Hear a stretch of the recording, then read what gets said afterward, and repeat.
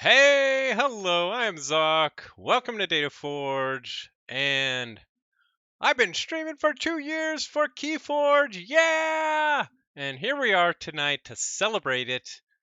Yes, that's right. My first stream was March 4th, 2021. And wow, it's been a long time. And I just started streaming random games, probably for the ABR League, or I don't even know what for. Back then, I think I just streamed under Zoc underscore or something like that. But yeah, we're gonna have some fun tonight. What's up, Gorlami? Quick draw, nice to see you. Yes, thank you. Cheers to all of you too, because you help keep me coming back every week. Cheers.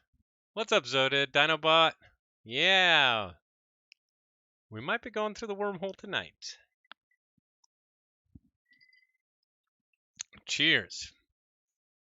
Yeah, very, very exciting. And because it was so exciting, I figured we had to do some fun stuff tonight. So let's see what we got on the docket. Okay, we're going to go through a history of deck evaluation systems. I found 12 different deck evaluation systems, and I remember all of them. And it'll be pretty cool to go through them, see how they were trying to analyze decks, and see what it tells us about where we're at today and what we might see in the future. Yeah, so that's going to be a lot of fun. We have something called the Keyforge-themed Sea Shanty. I don't know what that is. And then we're going to have some fun with AI art. And then maybe we'll crack some packs. Because that's always fun. The discovery of new decks. So let's just jump right in. We have a whole bunch of deck evaluation systems to check out. And here they all are. And we're going to go through each one by one in detail. But we're going to start out with ADHD. One of the OGs stood for Aminar's Deck Heuristic Diagnostics. And also, Aminar, who created it, had ADHD and was thinking about decks nonstop, and that's another reason they came up with it. That was one of the OGs. We're going to check it out. It's no longer with us. It used to live on Keyforge Compendium. We're going to check out Toy Whizzes. Not only did they have a pretty cool website to track, store your decks, and via it they had multiple ways to analyze the decks, but they had their own rating system. We're going to check out the burger tokens, BRGR burger score, which is pretty funny if you guys know what that is. Although actually burger tokens also had some other cool stuff. We're going to check out the big one, SAS, of course. Impact deck analysis is something that was really a cool idea, and we actually have a lot of information on that because it's something that I think is worth looking at in how we analyze decks. Expected win rate and average win percentage were two other ways to take a look at decks using data from the Master Vault for wins. There was somebody who had used a neural network and they called it KF Analyze, KF AI, to give a score to decks as well. Unfortunately, I have a quick description of it, but I don't have any example pictures of it, unfortunately. Ranky was really popular for a short amount of time. It was a very nice app that had a very colorful display. KF Rank. Oh, if you don't know what KF Rank is, yeah, you're in for a treat for entertainment at least. The Knowledge and Power was a team, and they had a really cool website, which we'll talk about. And finally, the latest Z-score, we'll talk about that as well. And we'll talk about a few other things. Um, some some other websites where you could import your decks and get some information about them. They weren't really deck rating systems or evaluation systems, but they allowed you to track your decks and give you cool information about them. So I think it'll be pretty cool to check out. Did KF Rank ever get published? No. No, it did not. Street Sweeper Arias, what's up? Nice to see you. Thanks for watching. We're going to have some fun tonight because it is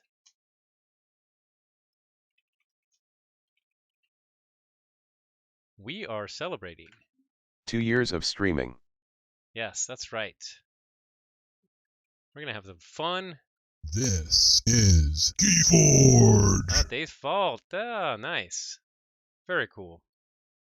We're going to bring the salt for good luck. Whoops. Oh, no. Why did that not work?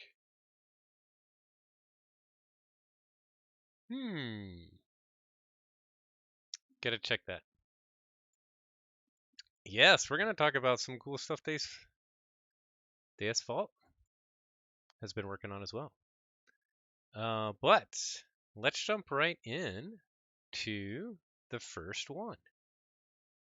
And it, of course, is ADHD. And it tracked the power of decks using 4 main things: amber, board, amber control, and efficiency. And then it also had a consistency rating, which, well, we'll read it. It's the differences from average divided by the standard deviations and added up, and divided by 4, giving a rough sense of where the deck sits across all metrics on an average. So consistency was kind of like the overall rating of a deck, because it would compare all your other ratings and how it stacked up. But this was kind of the OG rating. And so first, of course, it would check approximation for how much amber you would generate, your ability to control the board, your ability to control amber via stealing, capturing, or amber loss, and then finally efficiency, whether it's archiving or drawing cards. So those are, of course, a lot of the same basis that kind of even SAS is tracking. Obviously, SAS tracks a lot more, but this was really the first good rating system, and it was quite useful. And they were on Keyforge Compendium.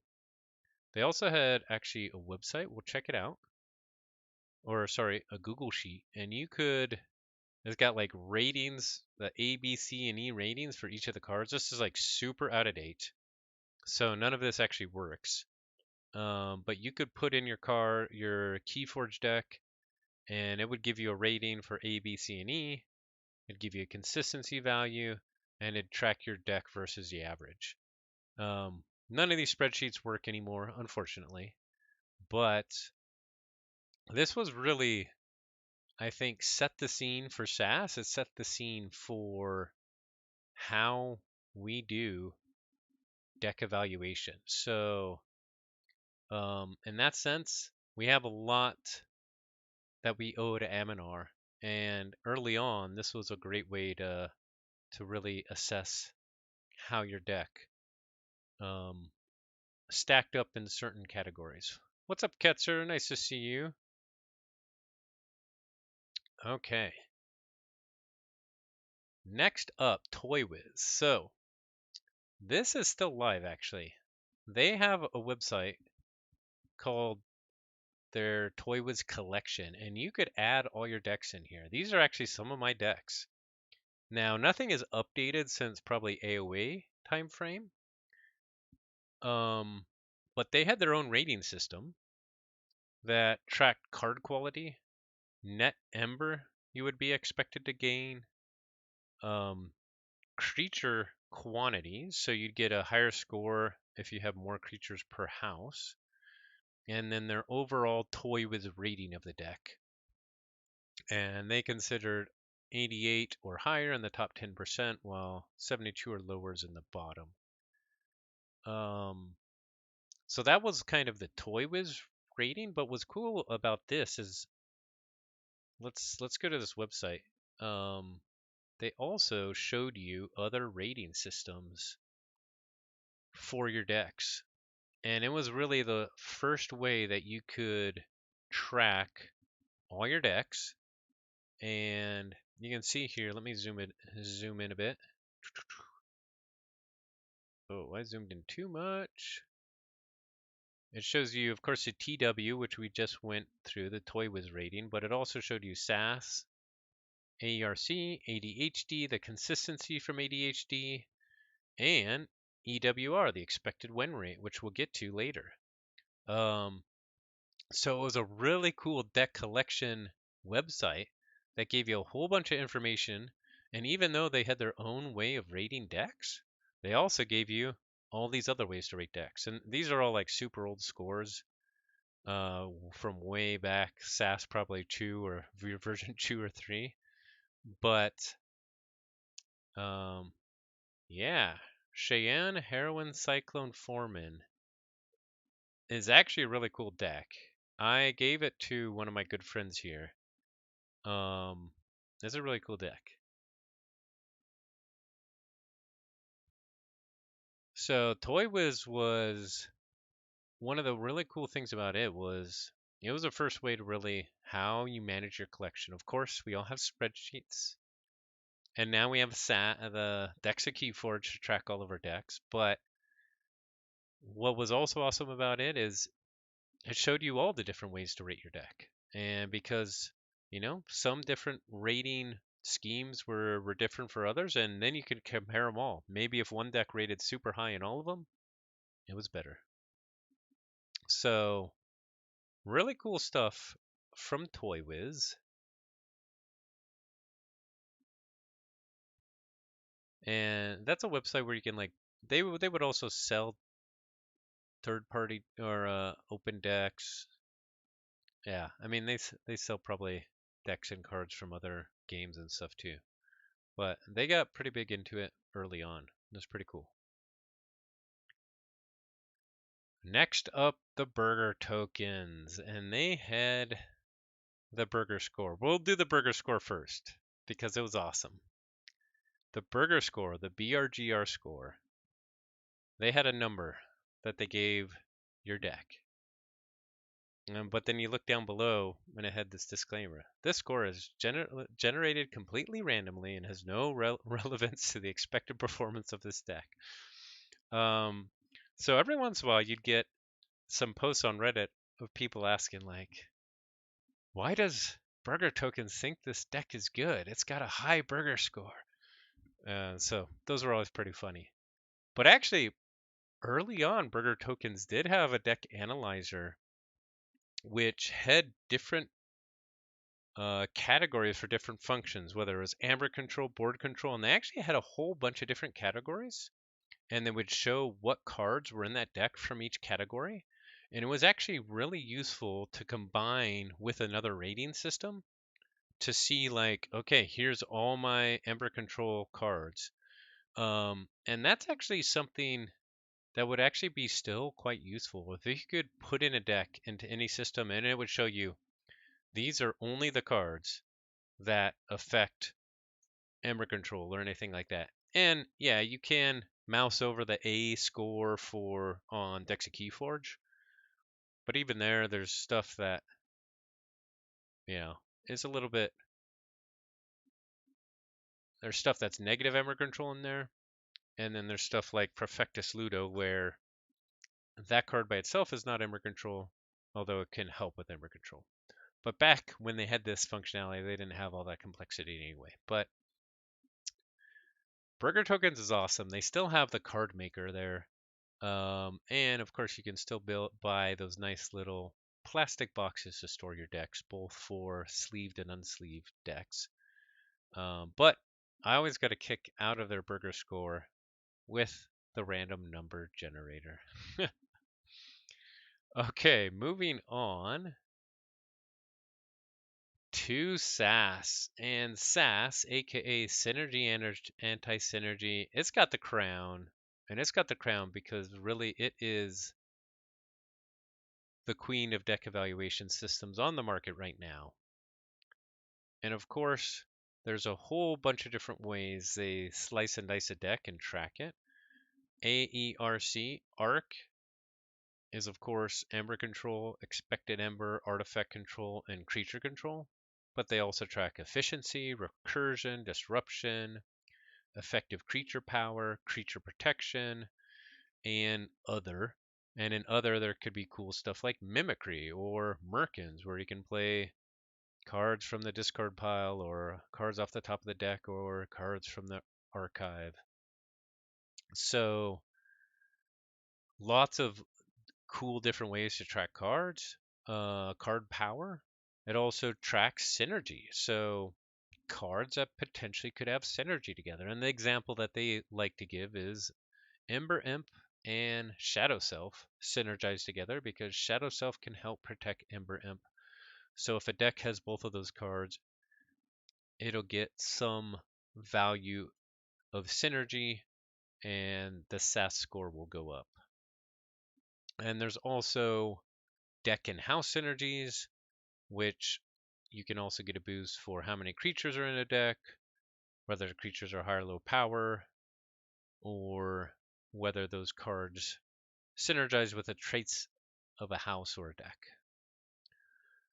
So that's, of course, high level SAS. Now, it is our premier deck evaluation system right now.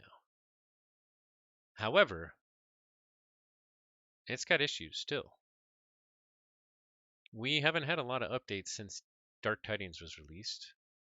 Everybody says, don't trust it for Dark Tidings. In fact, it's only had 2 updates in the last year and a half.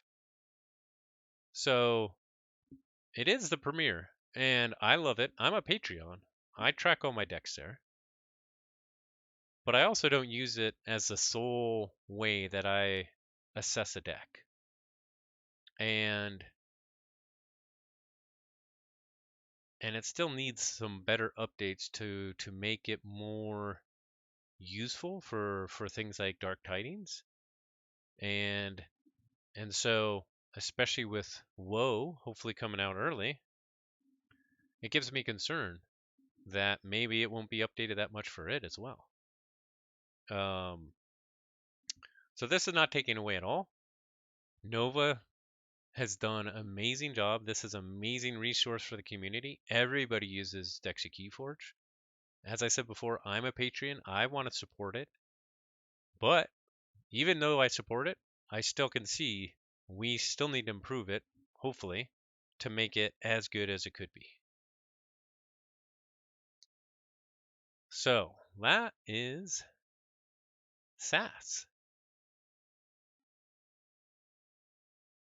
On to Impact. Okay, Impact was pretty interesting. So first, I got a couple slides showing pictures that of what Impact looked like. It was a Google spreadsheet. And then I have a couple slides on the details of how they looked at how they're going to do this assessment. But you can see here, this was like once you put a deck in, you put your Master Vault URL in here, and it would assess all the cards and give you a rating for pacing, flexibility, board, and those would even actually have subcategories that would also be rated.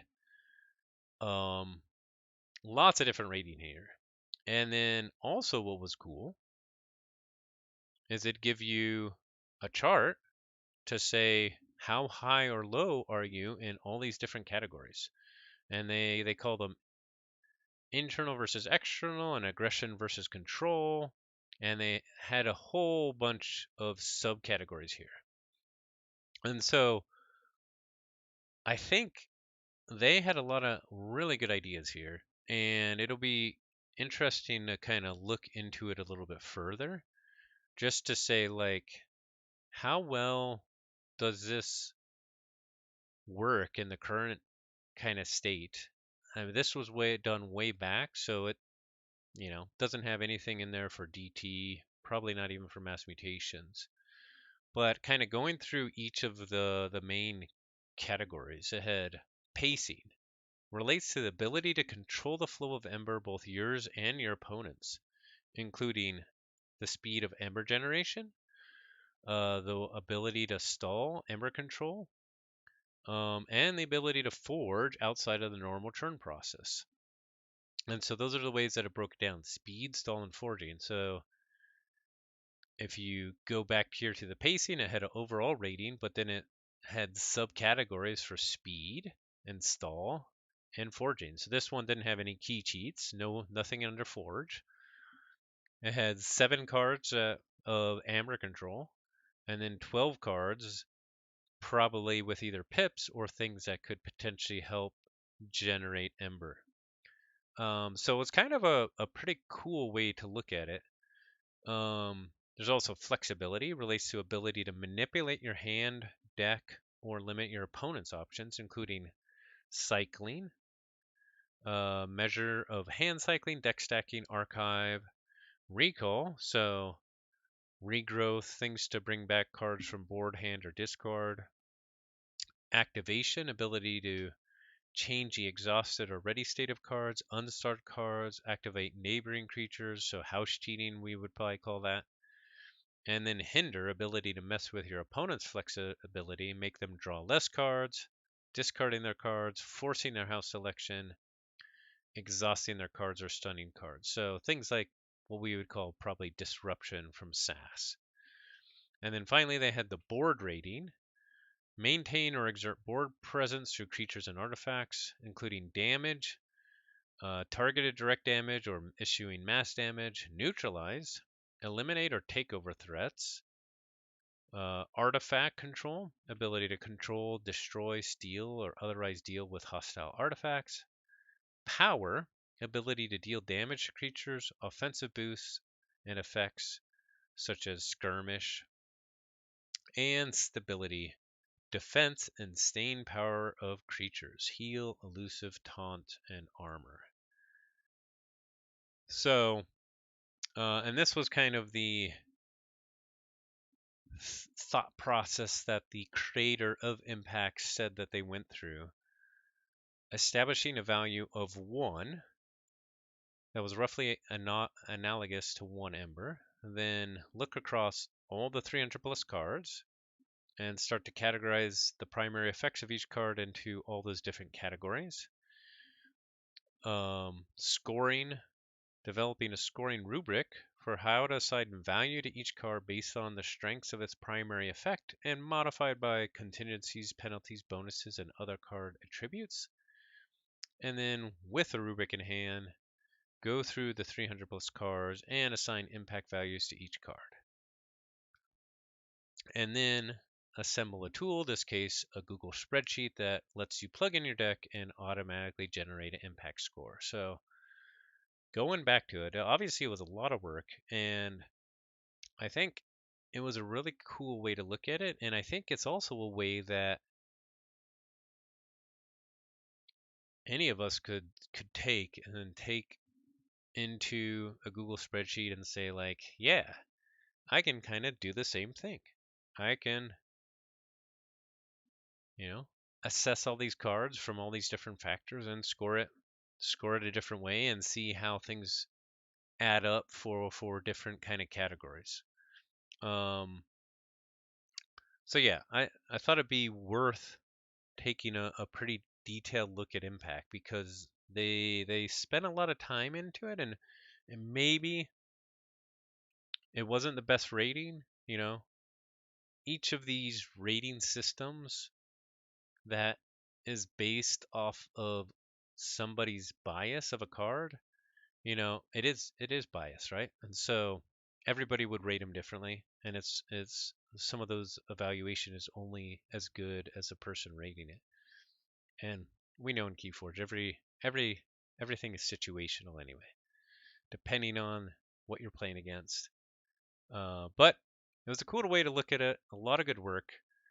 I will include all these links when I release a YouTube for this, I'll include all the links for kind of that I have for each of these systems.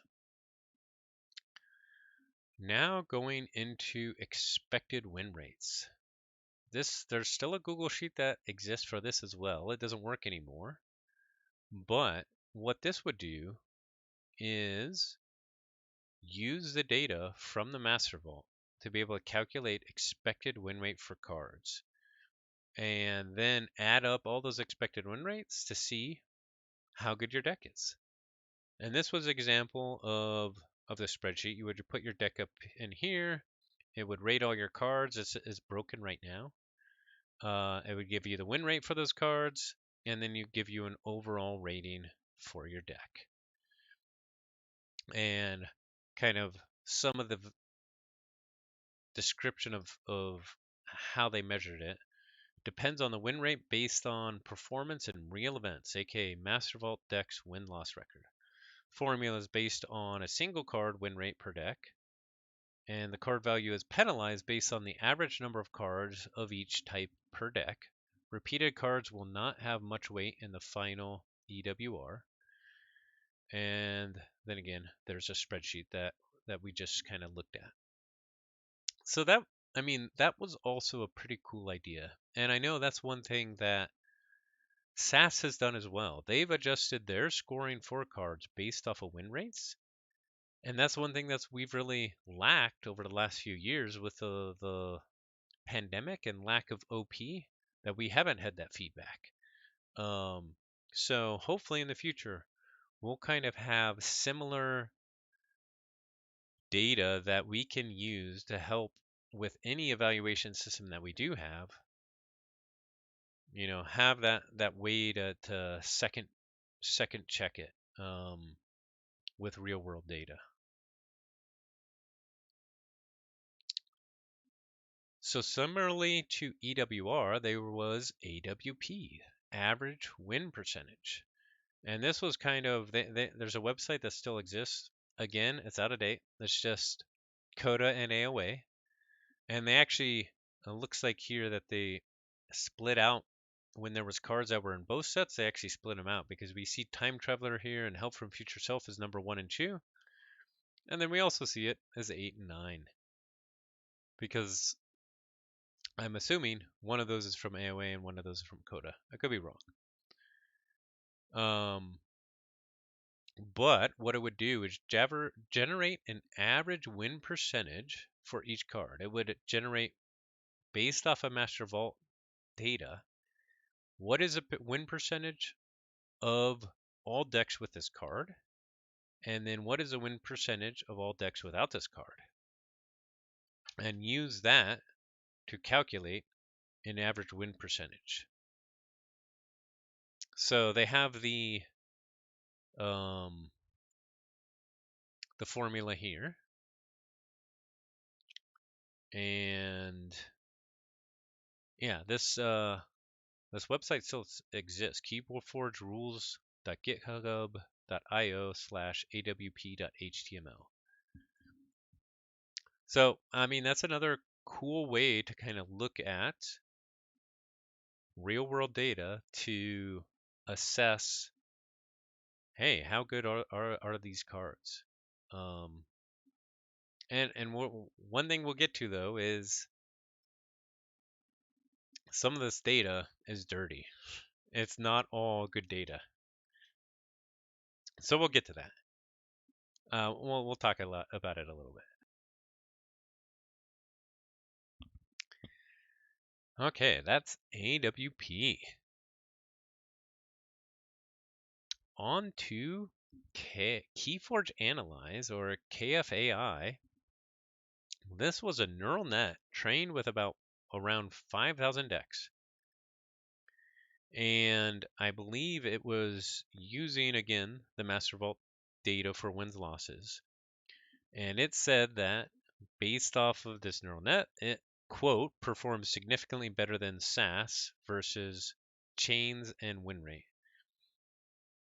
And they had a score with an average of 6, a standard deviation of 0.5. So below a 5 is really bad, and above a 5 is really above a 7 is really good. And unfortunately, the website no longer exists.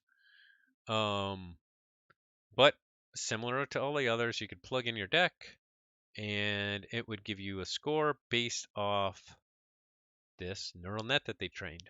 And as there's been so much advancement in AI lately, maybe in the future, if we have enough good data, you could get something pretty good around this using this similar type of idea. So that is KF Analyze. Next up is Ranky.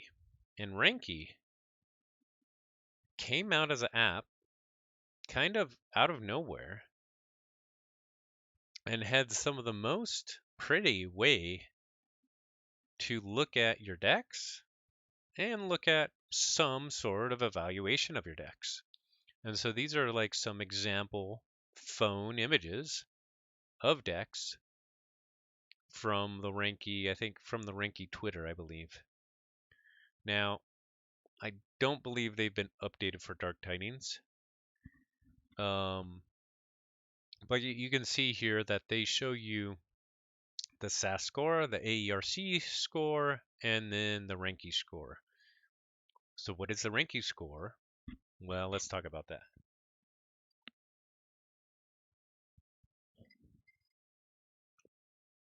Let's see, do I have another? No.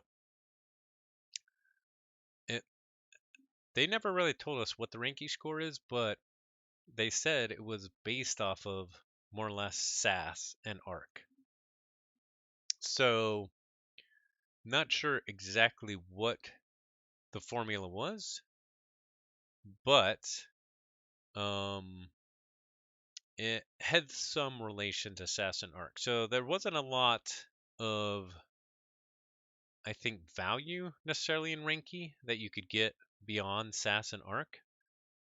However, they did have some really nice ways to look at your data, right? It's like how many creatures, artifacts, actions, your rarity of cards, and for your ARC score, what are you high in? What are you low in? So, and even for Synergy and Enter Synergy, they had some nice way to display the data, especially on like your phone app. That was really nice. So it was something new and a nice way to look at it. Even if the Ranky score wasn't bringing anything, you still had SAS, you still had the ARC, and you had some nice graphs and way to look at the data. Totally right, Ketzer. Nothing is updated for DT. That is an issue. We need the Dark Tidings rating system. Something like that. Okay. And Ranky, I believe it's still out there. I think you can still download it. I think it's out of date, but I think it's still out there. Next up was the infamous KF rank. This was a Kickstarter. And we're going to go to the Kickstarter page to look all about it. But they had a goal of raising $2,652 to release KF rank, and they only had $112 pledged. And part of the problem was they had almost no details at all of what they were doing, and so you didn't feel very comfortable giving them money. But let's check it out. So this was actually happened back in September 2021.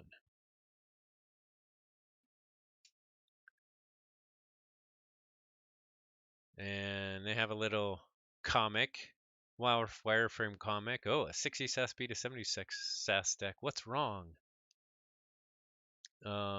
So they were asking for beta testers. First, we compute the precision of questions we expose and the feedback we offer. This magnitude reflects in which degree, higher is better, the users completely understand the question. Second, we compute the accuracy of our method. Like, a lot of what they have in here doesn't make any sense. I don't know.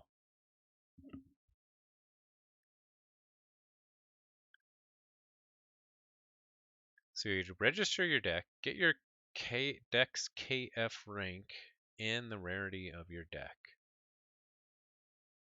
And they were looking to have a basic app. How was this idea born? Needed to manage their collection and wanted to rank decks by performance quality.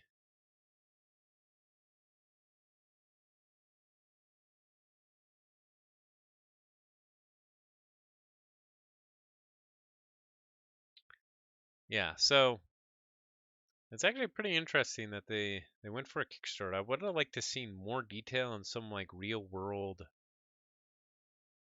examples, because kind of you just have to trust some random people, and they didn't have any real world examples to trust it. And I think at this point, SAS was already good enough that people were saying, well, why? Why do we need this? And it was also kind of expensive, 15 euros to get a 4-month full version and 35 euros for 1 year of a full version. So they wanted a subscription model. Yeah, so the Kickstarter page is still out there. Check it out. KF rank. Did not raise a lot of money. Pledge number 1, huh? Wow.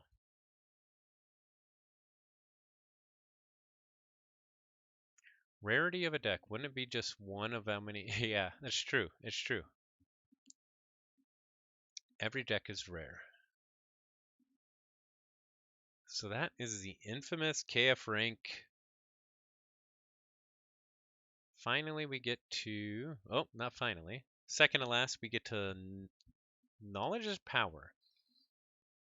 So they had a website, and I don't have a picture of it. I have a picture of something similar. But they had a website where you could personally rate every single card, or as many cards as you wanted. So maybe you were looking for a really good mass mutations efficiency deck, and you could rank autoencoder as 10, Cronus as 5, eclectic inquiry as 4, and then just say go, and it would show you all the decks that are rated highest based off of how many cards of each of those multiplied by the score. And it was actually really cool because you could pick exactly what you were looking for and how you rated each of those cards. And it would then spit out what decks have the highest of how you rated it. So it was a really cool idea. And this wasn't the view from the user. This was the view that Grant actually has on their website, as an example for kind of web pages that he's done. That I think this was probably the internal knowledge is power view. But similarly, you could rank these cards, or Rocket Tier Triskas to. Actually, I'm not sure how each of these are rated, but for the one that was user or kind of available for everybody, you could rate each card exactly how you wanted it to be able to comb through the decks and find kind of the decks that match what you were looking for. So it was a neat idea, and I think that still actually has a lot of value, especially as new sets come out and nobody has a great feel for it. You know, there might just be those chase cards that you're looking for. You rate those really high, and you look for all the decks with those, and yeah, so it's a really neat idea. Unfortunately, the web page is no longer up, but that was the Knowledge is Power website. And they were also a Keyforge team as well. And finally, we have Z-Score.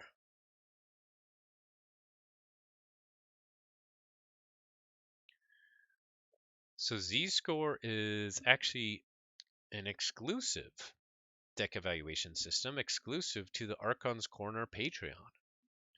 And this really just includes how Big Z has scored all the cards.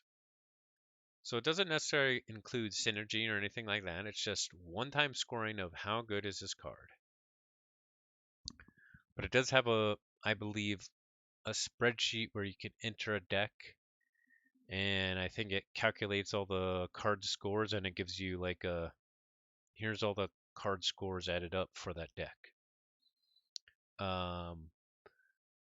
And what is interesting about this is it's already rated some Winds of Exchange cards based off of what we've seen at Keyforge Celebration and just looking through all the cards, since all the cards are now known.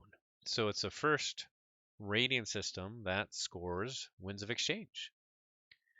And thanks, Zodid. These are ratings based on being in a competitive environment, because that's what Z is all about. So if you're interested in that, that is a new and live rating system that you can get from the Patreon of Archon's Corner. All right, so we did it. That's all 12 rating systems that I know of. If you know of any that I haven't gone through, please let me know. I would love to hear them. Now, there have been some other things besides rating systems that we haven't talked about.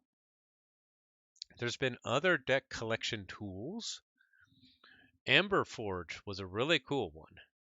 Emberforge lets you import all your decks, and it would show you.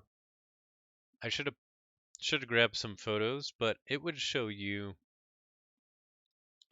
Oh, for a certain card, Niffleape, what decks that you own have the most of that card, or how many decks that you own have this card, and it would show you across all the cards in a set what cards do you have in the decks and what cards do you not have in your decks. So if you're trying to get all the cards of a certain set, you can see, oh, these are the cards that I don't have of that set. And show it. It had a lot of cool stuff around that. They also had some cool like Keyforge quizzes and stuff like that on Emberforge. It was actually really nice. It was a nice graphical display. It's no longer up to date, but it was really cool back in the day.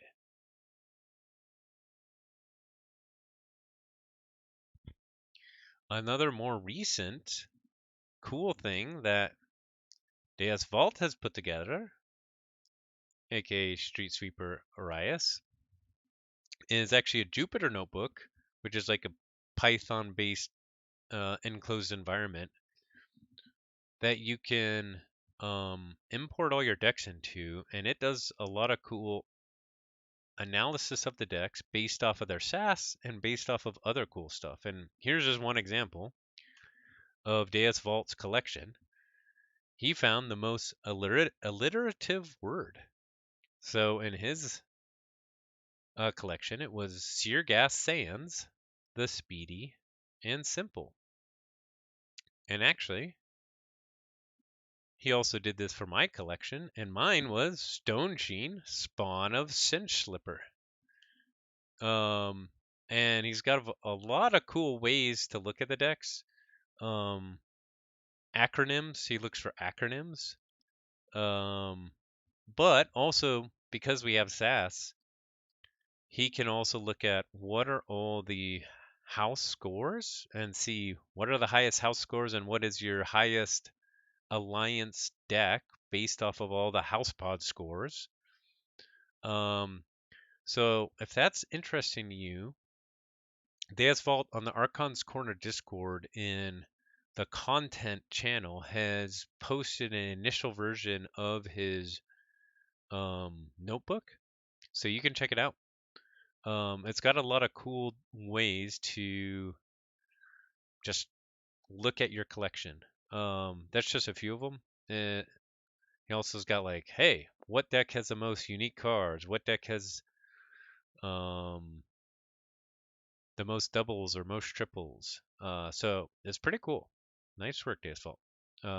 It's something also that I don't think we've ever seen before. We've never seen anything look at what name is the most alliterative and things like that. So it's pretty cool. That's fun. It's fun too. I did want to talk a little bit about the data for some of these evaluation systems, especially as we look at expected win rate and um, average win percentage using the Master Vault data,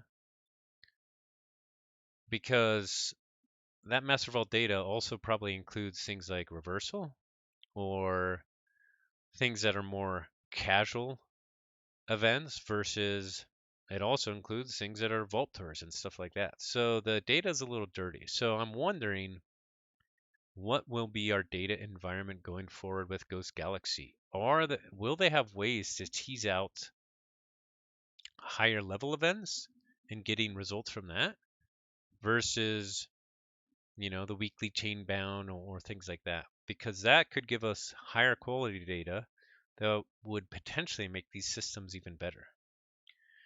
And then the other aspect for the other non-database systems is rating bias.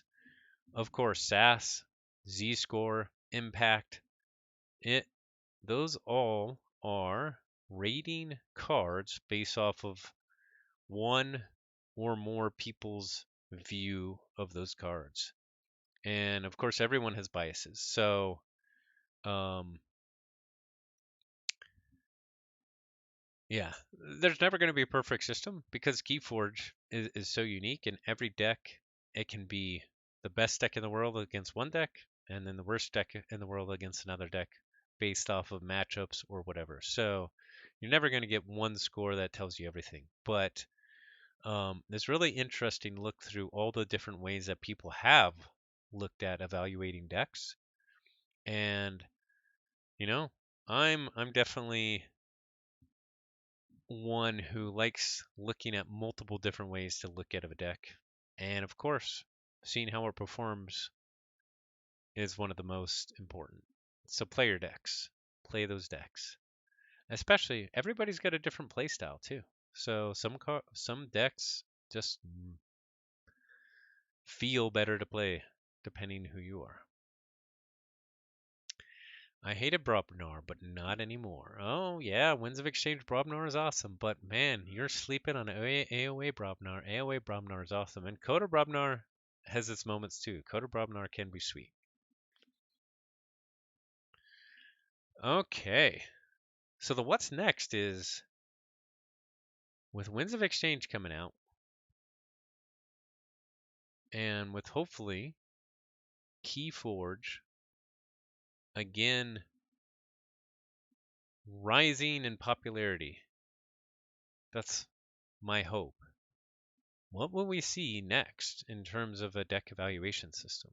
Or if we start having real world data, will EWR or AWP come back as a really valid way to assess cards or assess decks? It will be exciting to see.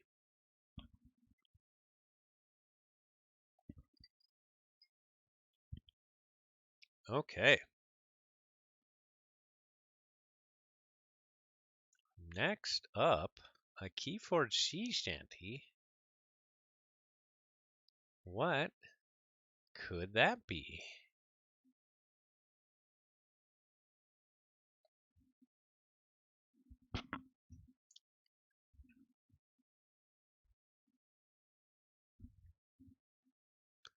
Something's coming through the wormhole!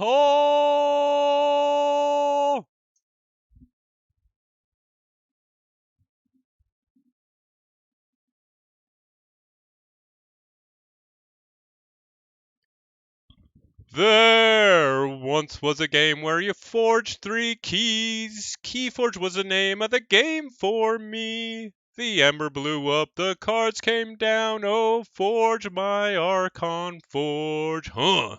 Soon may the pledges come to bring us winds of exchange and fun.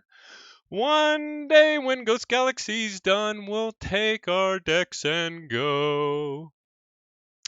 They'd not been 2 weeks from doors when an update said there'd be 5 months more. It makes sense, but we're all still swore. We all just want some woe, huh? Soon may the pledges come to bring us winds of exchange and fun. One day when Ghost Galaxy's done, we'll take our decks and go.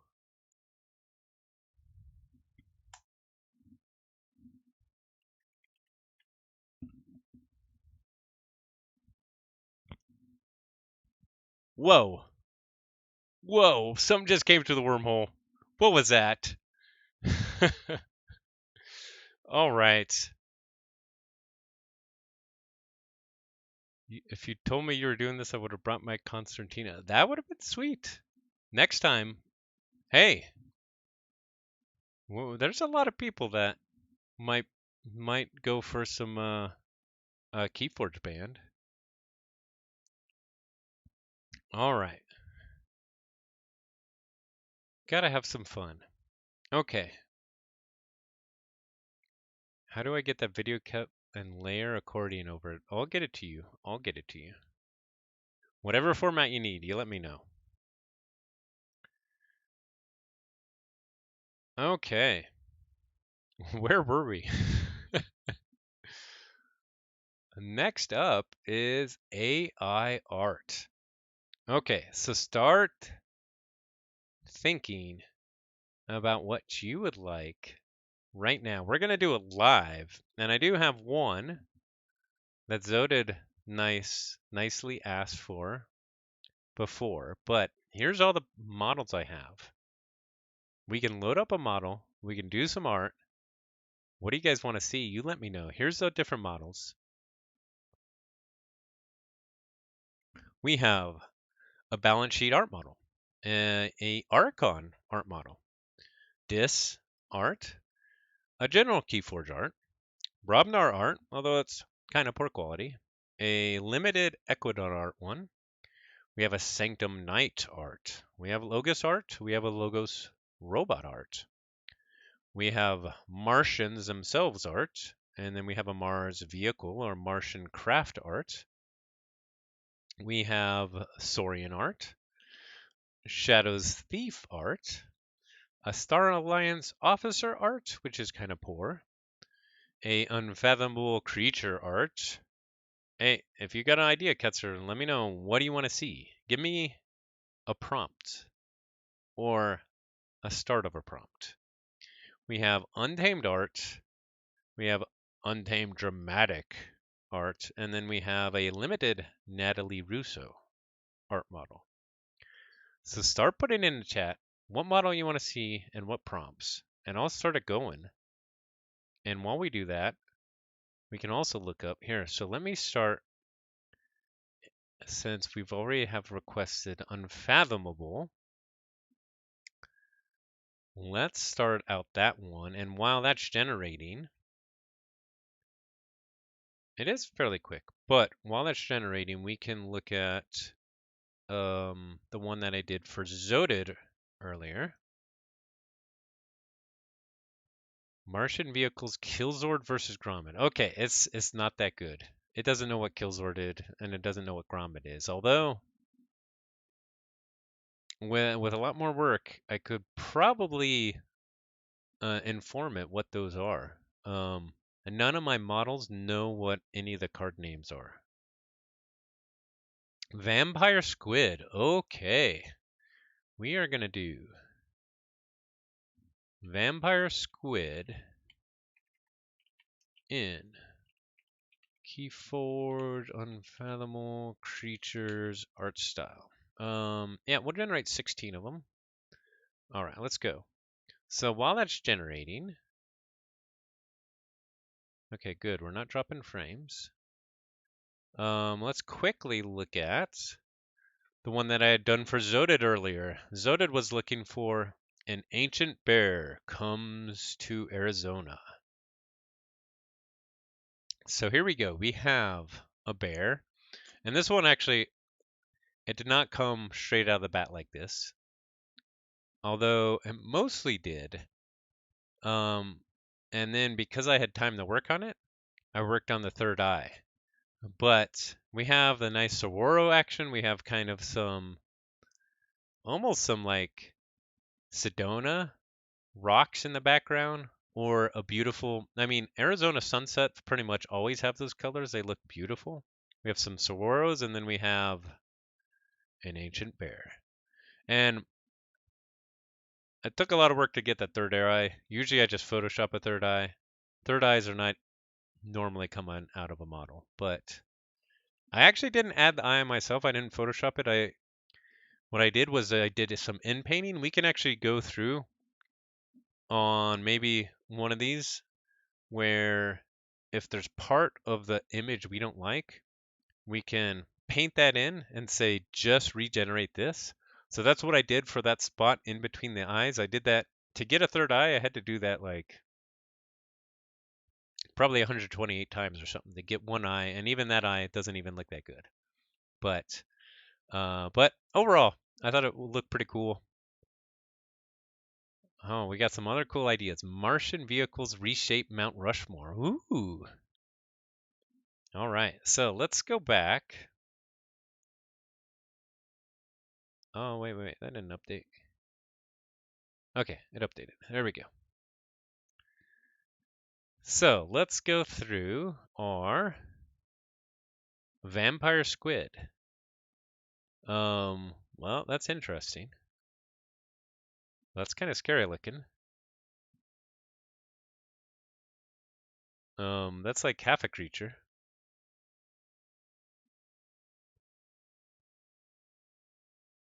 That one's scary. This one is pretty cool. For sure, Zoda. Thanks for putting the prompt in there. I mean, it was a perfect prompt. Like things like that, like an ancient bear comes to Arizona is like high level enough and generic enough that that's something that even though it takes some work, you might have to generate a bunch. You can get some good results out of because it's general enough. So yeah, you rock. Ooh, that one looks pretty cool. I like the background.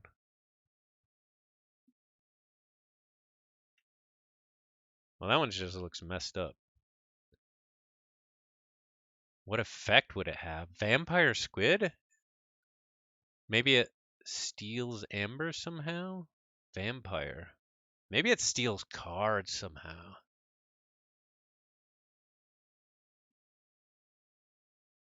Some other ones. I generated 16 of them just to get some good variation. Ooh, I like this one. The eyes and the mouth are really cool looking. Although this one needs a different background. The houses don't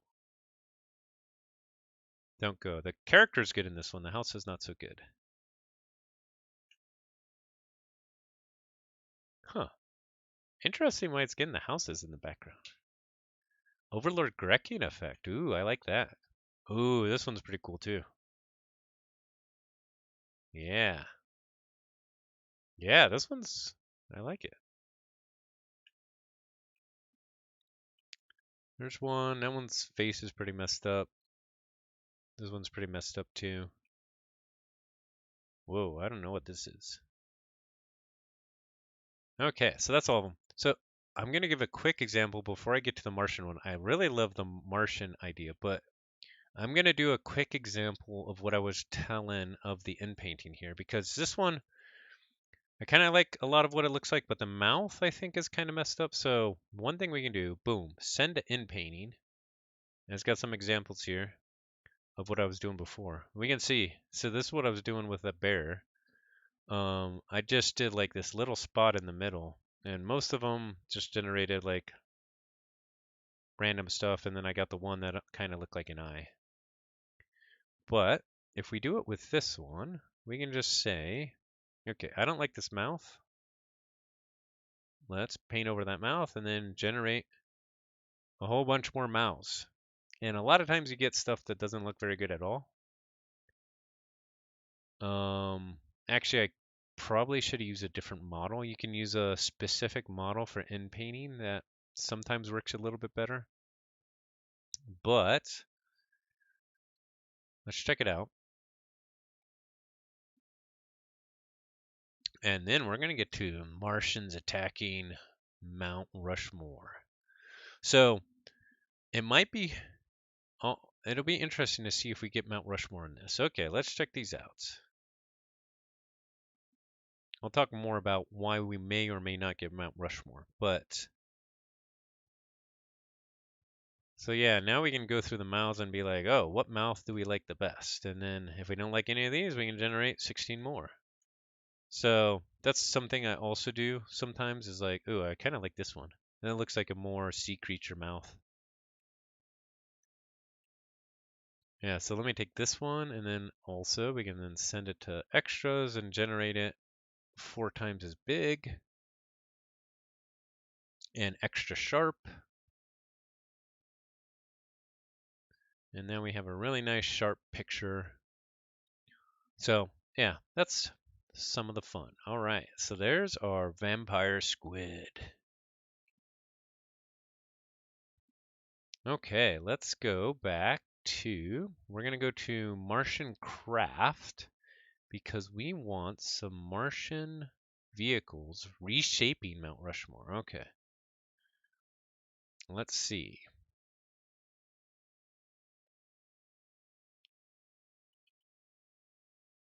I'm going to start very simple here because I think it's going to have problems finding or picking Mount Rushmore. As it's generating, I'll tell you why. But we'll just start with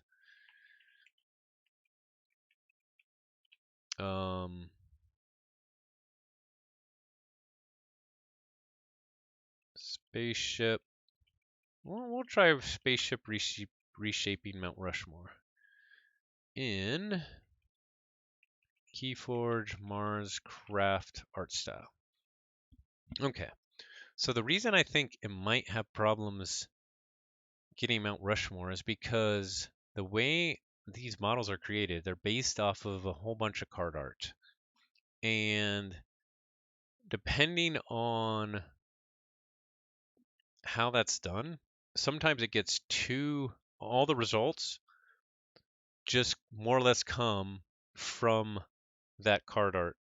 And so something that the normal model might know, like Mount Rushmore, this specialized model, it might be hard for it to generate Mount Rushmore because it's so kind of focused on all the card art that went into it. But we'll see. I'm excited to see. Well, we definitely got some cool Martian. This is like a different type of battle fleet here, but no Mount Rushmore. Let's see if we get Mount Rushmore in any of these. No. Ooh, that one looks really cool. No Mount Rushmore. We can say this hill used to be a Mount Rushmore, but oh, that just took out Mount Rushmore. Does it have mothership support in there? I'll have to look. Whoa. This is another like Battlefleet like one. I know it's got Battlefleet in there. Yeah, there's definitely some scary saucers in here. Oh, I bet it's got Destroy Them All in there. Whoa, that one's cool. That one looks cool. Okay. So, we got some cool stuff here, but we don't have any Mount Rushmore. So, what we now want to go do, man, I wanna actually generate some of these in high res because they look sweet. Like this one looks really sweet. I'm gonna generate that at high res while we. So now I'm gonna try and add some emphasis to Mount Rushmore. Sometimes that helps, sometimes it doesn't. We're actually gonna go for 3 emphasis.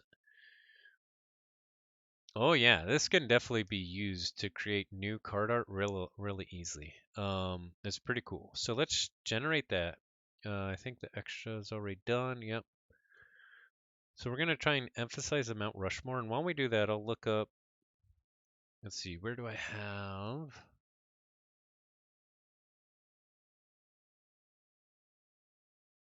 So is mothership support in, where would it have been? Mars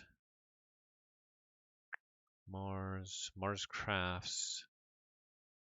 Yeah, I actually generated this with only 8 images, this Mars craft one. I also have a Martian one that's got 18 images. I think I have a generic Mars one, so we could also try the generic Mars one. It probably has more, and it might do better, but let's see.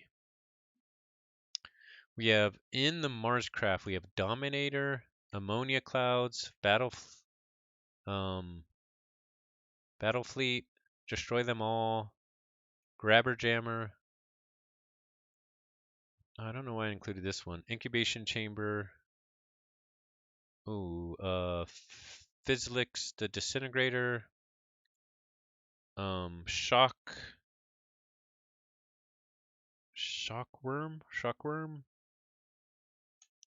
And that's it. So no mothership support. Okay, let's see what we got this time. Sometimes when you emphasize one thing too much, it really messes with the images because it's trying so hard to do that, and especially if it doesn't know what that is, it kind of screws up it trying to do anything cohesive. What's up, Gorlami? So let's see. You can go through these pretty quick. We're definitely getting different stuff. We're definitely getting less Mars creatures. Okay, here's like a pseudo weird Mount Rushmore. You know, I got an idea. A different way to approach this problem. Whoa, there's a pseudo Mount Rushmore. But I got a different way to it. Whoa, there's like a snaky Mount Rushmore. So we got some Mount Rushmores. Um, whoa. This one's cool. This one's like impressionist. I like that one.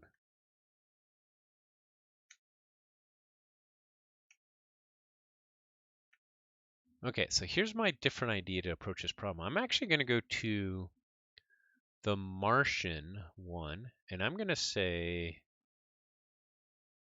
Mount Rushmore. I'm just going to say Mount Rushmore in the Martian style to see, will it make them Martians? I don't know. So Mount Rushmore in Keyforge Martians art style. Let's see what it does. Who knows? Cheers for the cool idea.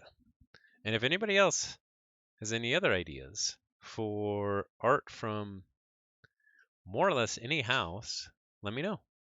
We can try it out.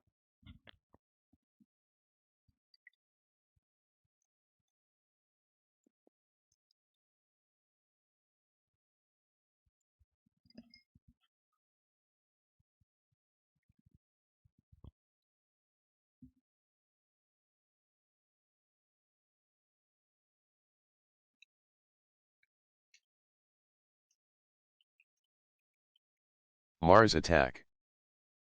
This does not do what we wanted it to do. We got some Martians. We don't have any Mount Rushmore here. This might just be too focused on Martians themselves. We got a lot of Martians.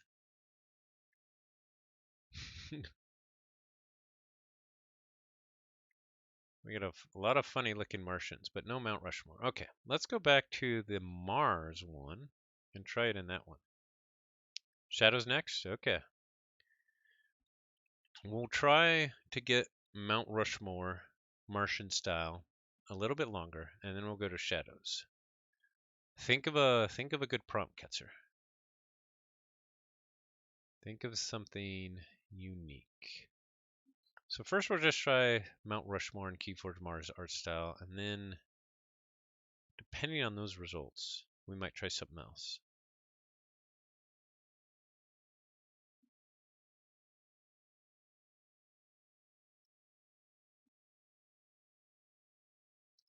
So the other thing to note is a lot of what I'm doing here is kind of out of date. There's been a lot of advancements over the last several months, and there's ways to do embeddings, which are pretty powerful. So I need to learn a little bit more about that. And I don't think we got any Mount Rushmores here. We got some weird looking Martians. Lots of weird looking Martians. This was like a mountain like a Mount Rushmore, but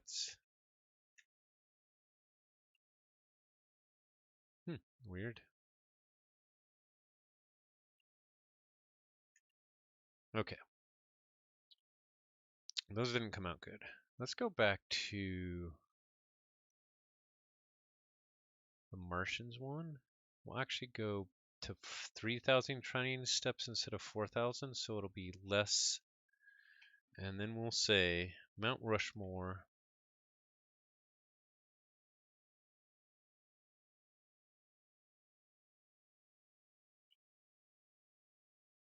We'll say Martians as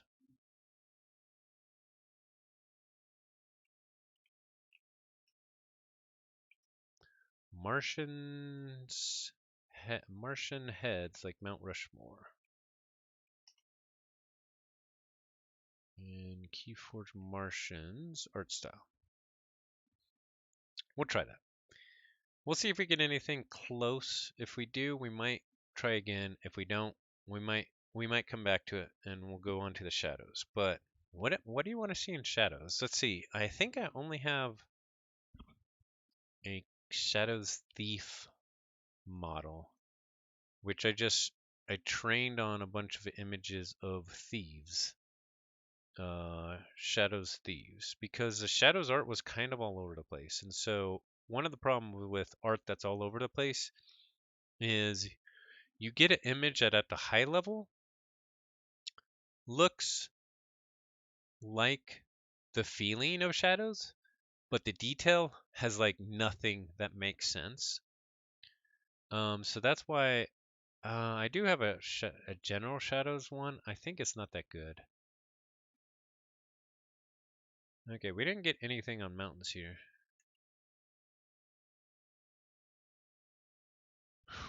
We got like this one's still kind of funny.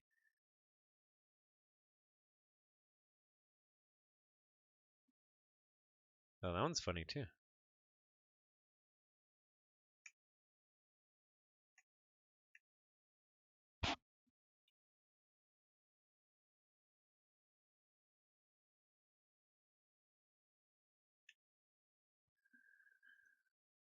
No Mount Rushmore. So Martian heads? Yeah, we can try that.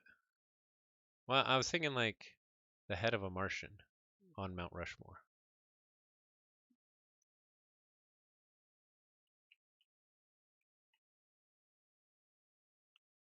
Let's see.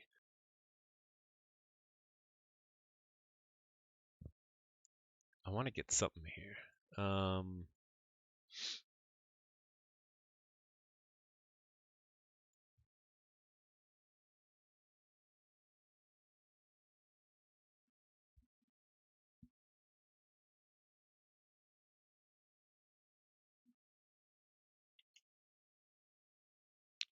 Martian Mount Rushmore. Well, let's try it once more.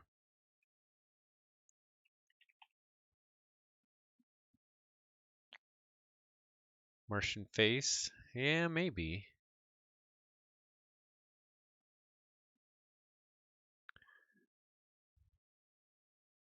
We'll try Martian Mount Rushmore with an emphasis on the Mount Rushmore. And if that gives us nothing, we'll do some shadows. A biker or a greaser? Any Any adjectives to describe that biker or greaser?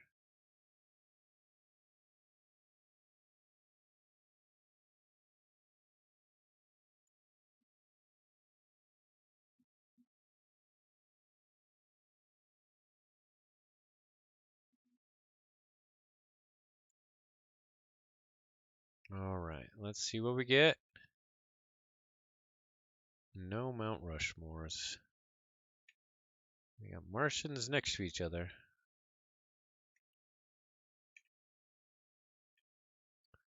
Martians on top of mountains, but not a Martian Mount Rushmore.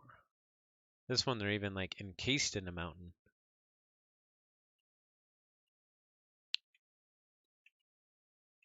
Actually, I got a new idea.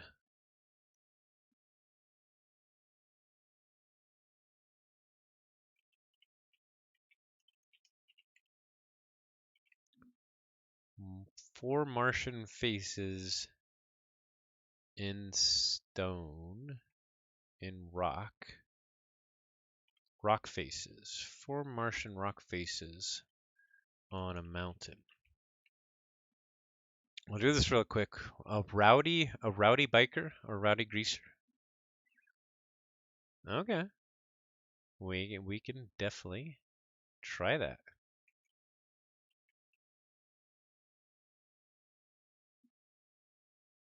We can try those both.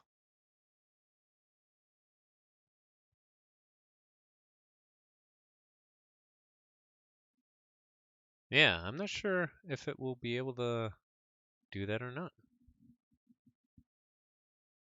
We'll try in both the Shadows Thief and just the regular Shadows one, just to see.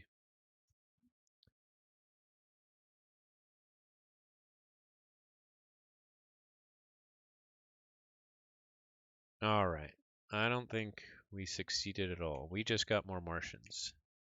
Yeah, so this, I think the problem is this model is just too built on a bunch of Martian faces that all we're going to get out of it is Martian faces.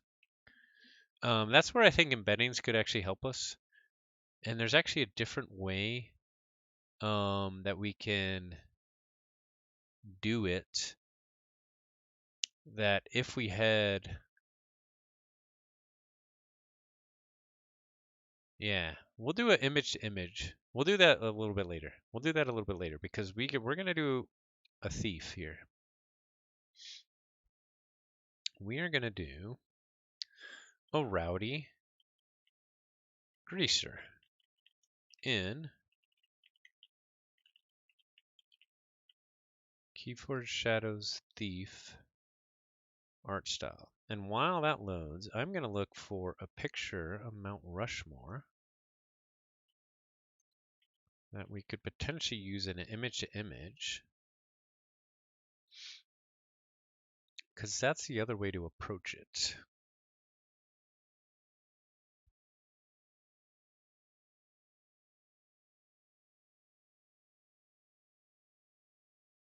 We might need to, that's a big picture. We're going to need to resize that. Resize image. Whoa, the picture is 12,000 pixels by 800. Okay.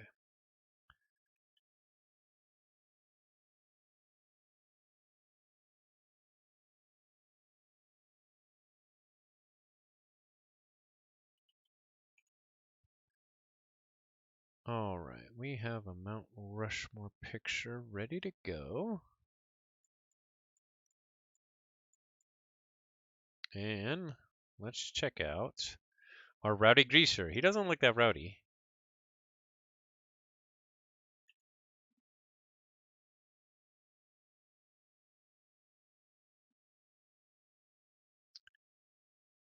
You'll have to let me know, Ketzer, what you think here. This rowdy greaser has like a water bottle.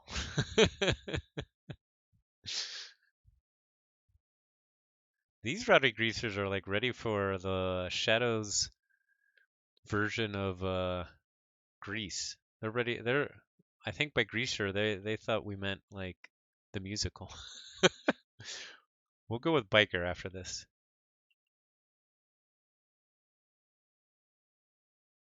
That one's pretty cool. This is another thing, like, so it sees that Shadow's image in the Shadow's logo and everything, but it doesn't know how to recreate it exactly, so it recreates something that kind of looks like it, but it never is exactly right.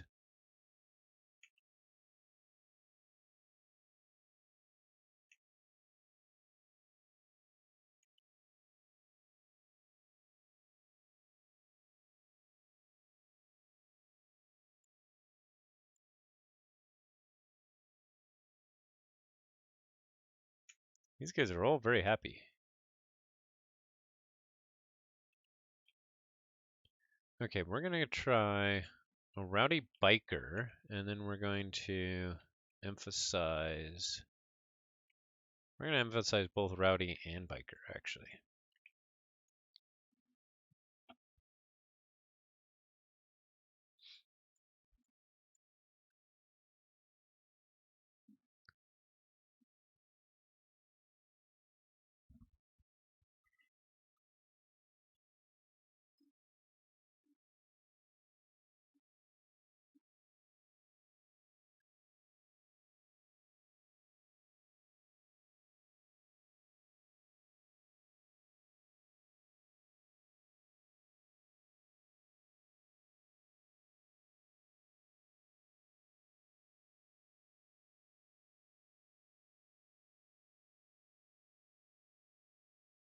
Hey, we got a biker. Let's start from the beginning. Okay. We're getting bikers at least. That's good. Let's see if we got any that that's kind of like a Shadows Thief biker. That's pretty cool. I'm not sure if we got the rowdy, but that one looks pretty cool. I mean, something like this you could like iterate on to get like a really cool picture for if you wanted a thieves or a shadows biker for like an adventure, just like you said, right? Andre the Giant is a Brobnar giant. We might have to do an image to that too, but we can try it. Um, the face didn't come out that well on this one, and the body's kind of messed up. No, this one's very distorted. Might not know what rowdy means. Yeah, it might not. How about you describe it a couple different ways? Face is totally messed up on this one too.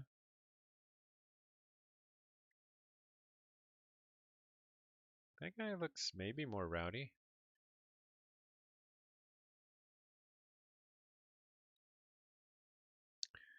Well, I got the biker, but a lot of these didn't really come out that well. We got maybe one. This one, I like the perspective, and I think with a whole bunch of painting and stuff, you could maybe make it look pretty cool. I love the eyes, but like the face is messed up. Like this whole his like body becomes kind of the bike is all messed up. But I think with some work, this one could come out cool. Futuristic biker.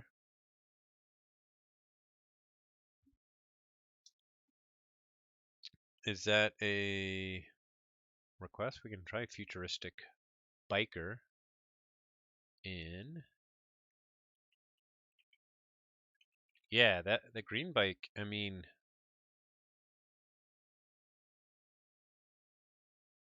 with some work, that could be pretty cool. Pretty cool.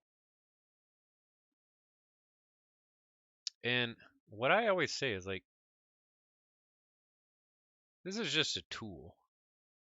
Um,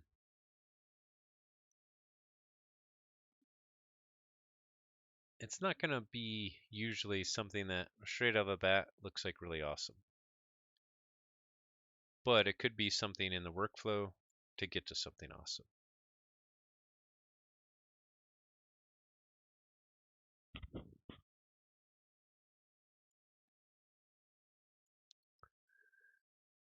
Okay. Andre the Giant as a Brobnar giant. Oh, let me see if I can get a Andre the Giant.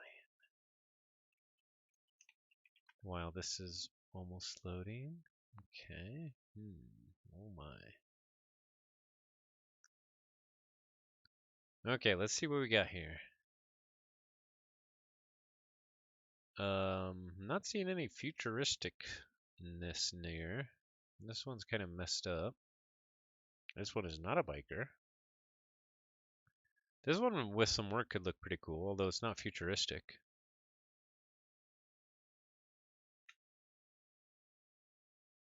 This one looks like a biker mechanic, kind of. It's kind of cool.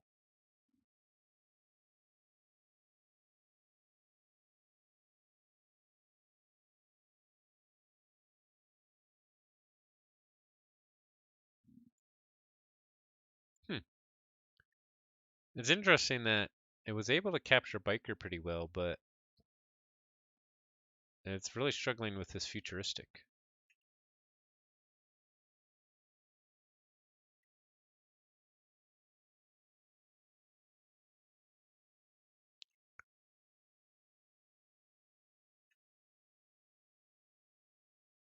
That one could be pretty cool with some work. It's a nice overall scene, I think.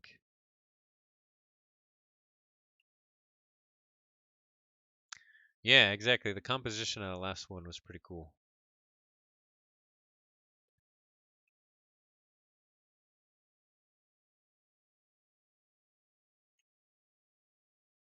Whoa. Yeah, the biker with a moon. I did like the composition on that one. Whoa, okay.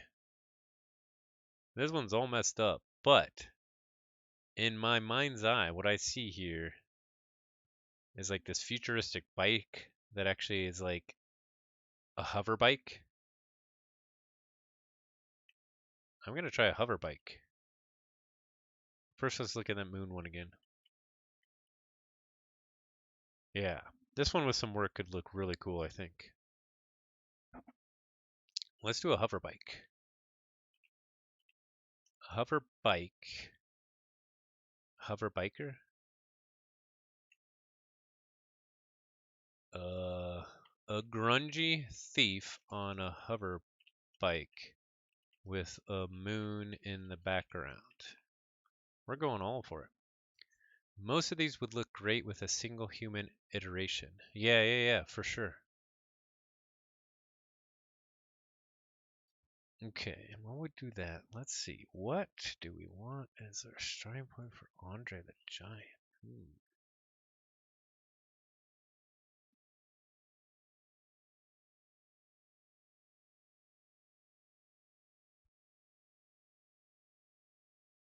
Yeah, I mean, Andre the Giant and the Princess Bride was the best.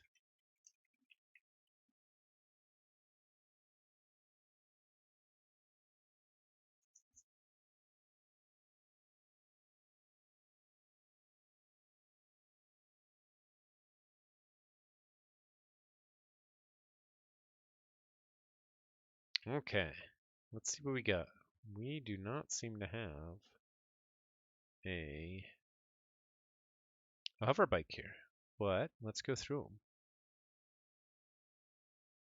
Oh, whoops. Well, let's start from the beginning. Okay. Okay, here's the beginning. Oh, we didn't get any hover bikes here. I don't think. It is getting the moon in the background.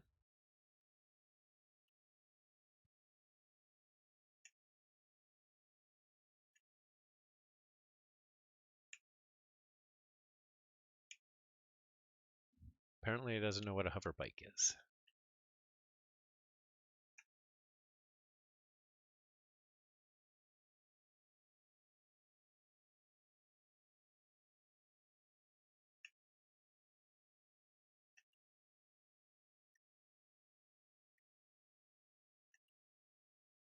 Alright, we'll try...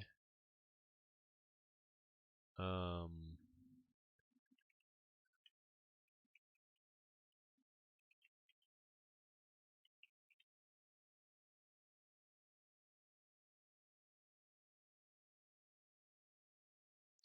we'll try once more. Riding a futuristic hover bike with a moon in the background.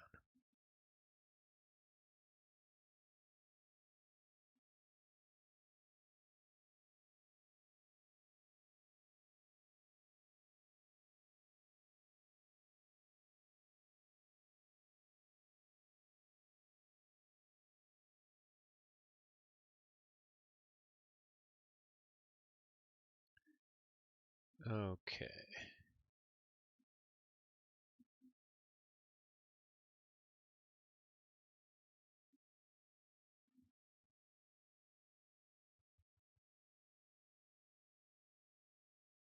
Okay. I'm not sure what that is, but it's something. If I always feel like if you get more detail in what's not the character, then the character suffers in some of these models.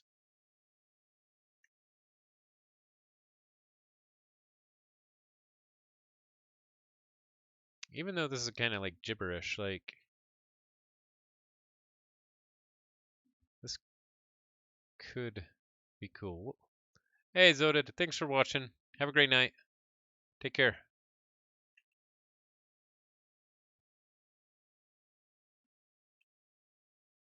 Whoa, that's not hovering, but kind of looks like it could be a hover bike. Well, that's writing something. That's close. It just does not know what a futuristic hover bike is. So, um, the background on this one is really cool at the top.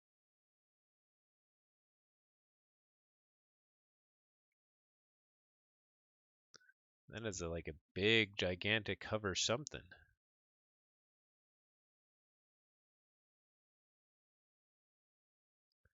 Trying to do the cloaking effect. It's like a little hovercraft. And it's even got like a little ferry. I think this might be a Martian thief though.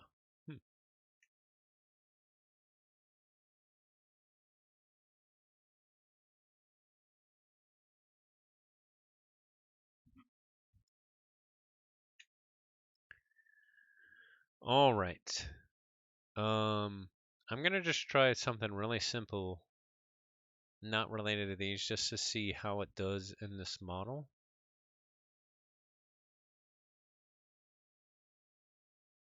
I might even go down to 3,000 steps because it seems to be struggling.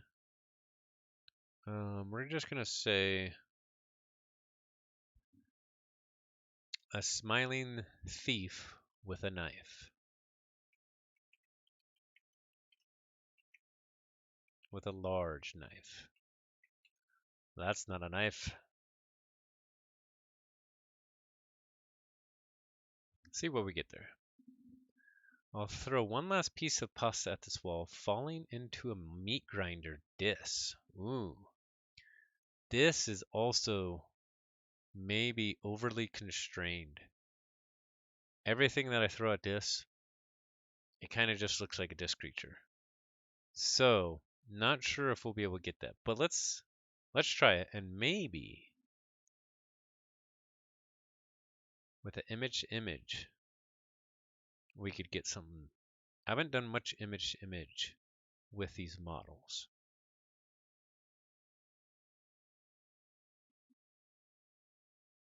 Okay, so a thief with a knife. There we go. Doesn't look that great, but this one is missing holding the knife.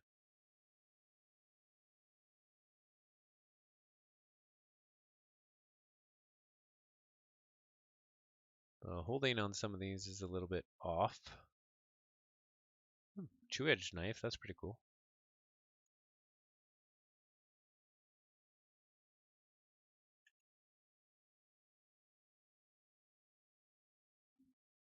This one with some work is pretty cool. I like the composition of this one.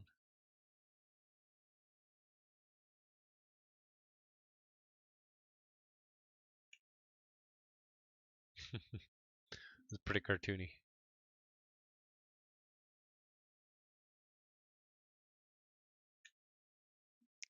All right, let's go to the Brobnar. Andre the Giant in Brobnar.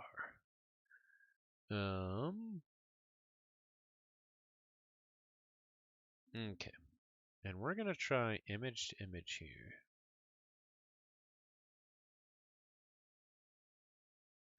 We have a really crappy image that we will try to use.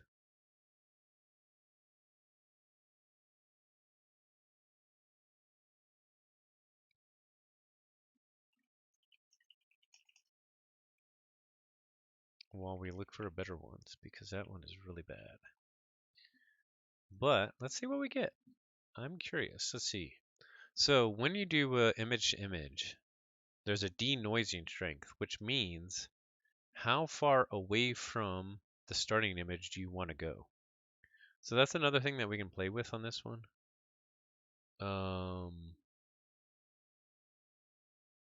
And I could also look for something that looks a lot better than that picture.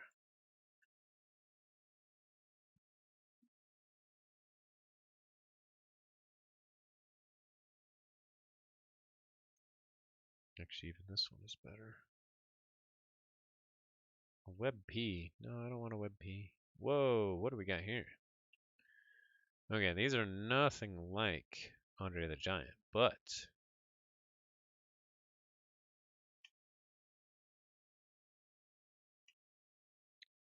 so we're gonna lower the denoising strength after this to get them closer to the original image.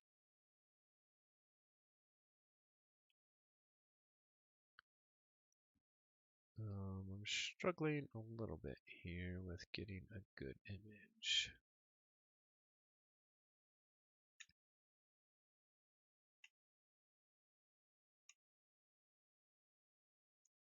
Most of the Brobner ones has pretty messed up faces.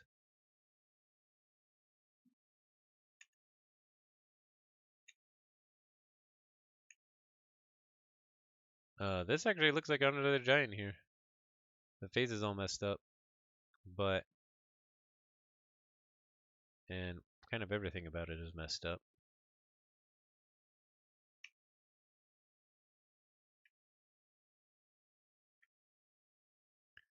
Okay, let's lower the denoising strength to, let's go with 60, and we'll just do 4, generate 4, so we get quick iterations to see how that denoising strength looks like.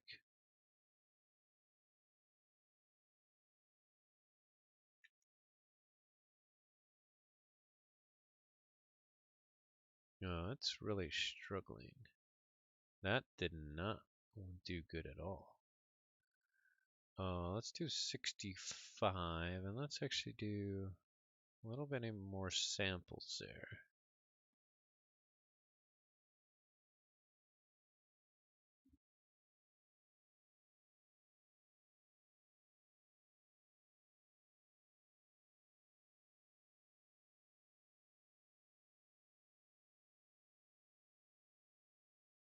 And I'll try and find a better image as well.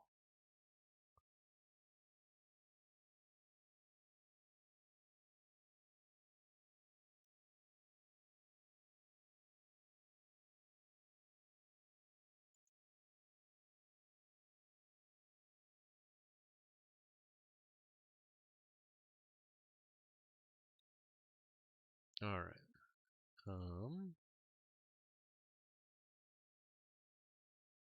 Yeah, these are all over the place. This one looks pretty cool though. I don't really think it captures Andre the Giant, but it looks pretty cool. Let's try a different image here as a starting point, and then we'll try the base. Oh, whoops. All right, let's try that.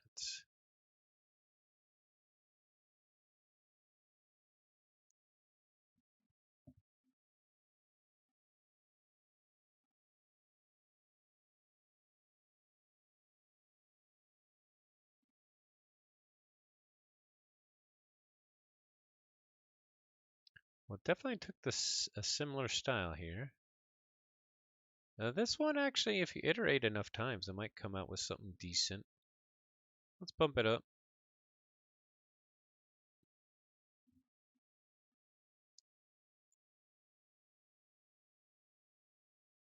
let's see, we're still at 65. We'll kick up config scale too, which is how much should the image match the prompt. So we'll try one like this. We'll try one with a higher config prompt.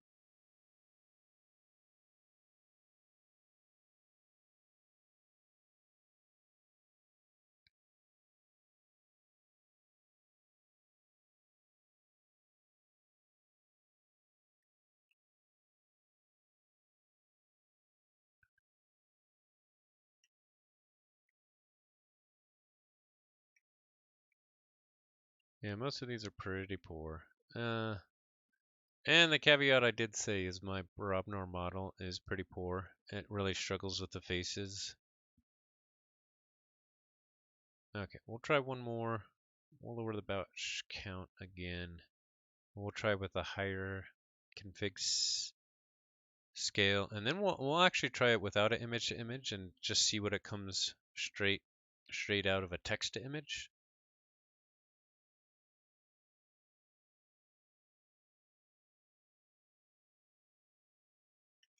Yeah, those are pretty much the same.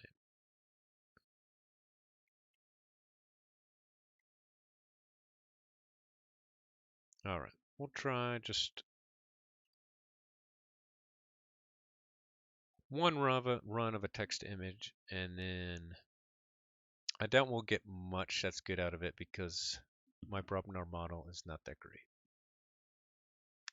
And then we'll try falling into a meat grinder with this.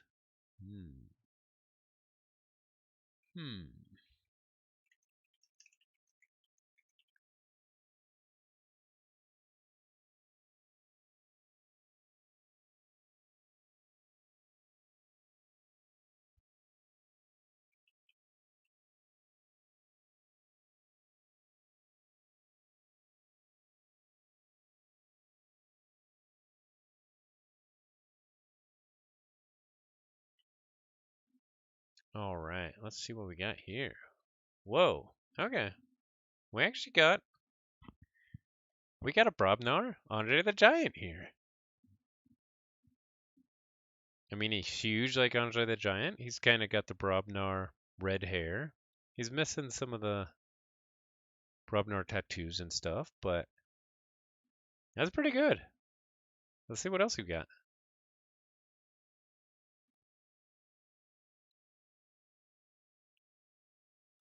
This guy's got tattoos, but he's got some bad stuff going on with that arm.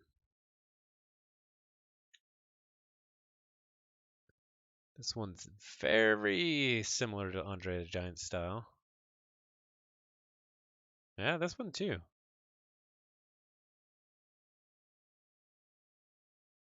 Actually, if you iterate enough on these, hey, that's kind of an Andre the Giant. Face is messed up.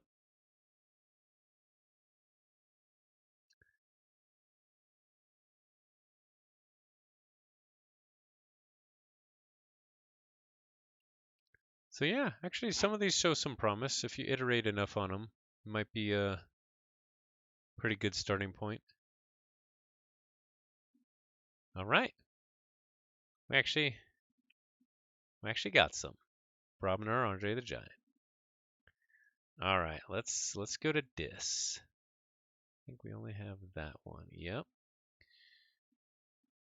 We have, first we're going to start with falling into a meat grinder and Dis Keyforge art style. Okay. So we'll just go straight off the bat, see what it gives us. I'm guessing it's just going to give us things that look like Dis creatures because this model seems to be pretty constrained in my experience. But I have an idea.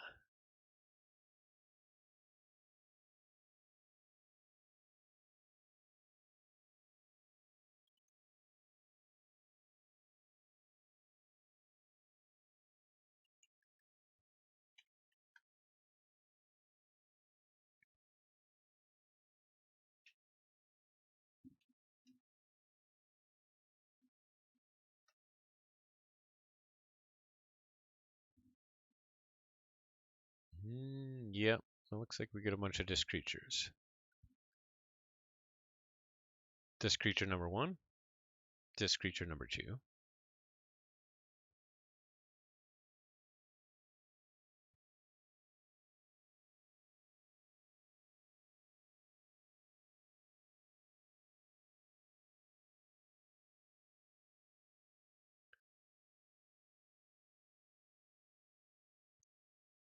It does.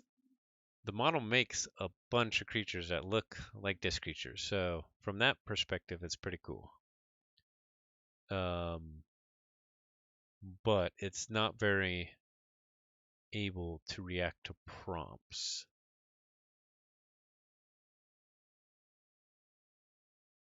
That one's pretty cool. Okay, so first thing we're going to try is emphasizing this a lot. We're going to increase the config scale a whole bunch, and we're going to lower the batch count to have faster iterations. We'll increase the steps a little bit. Okay, just to see if it has a chance of giving us anything that's similar.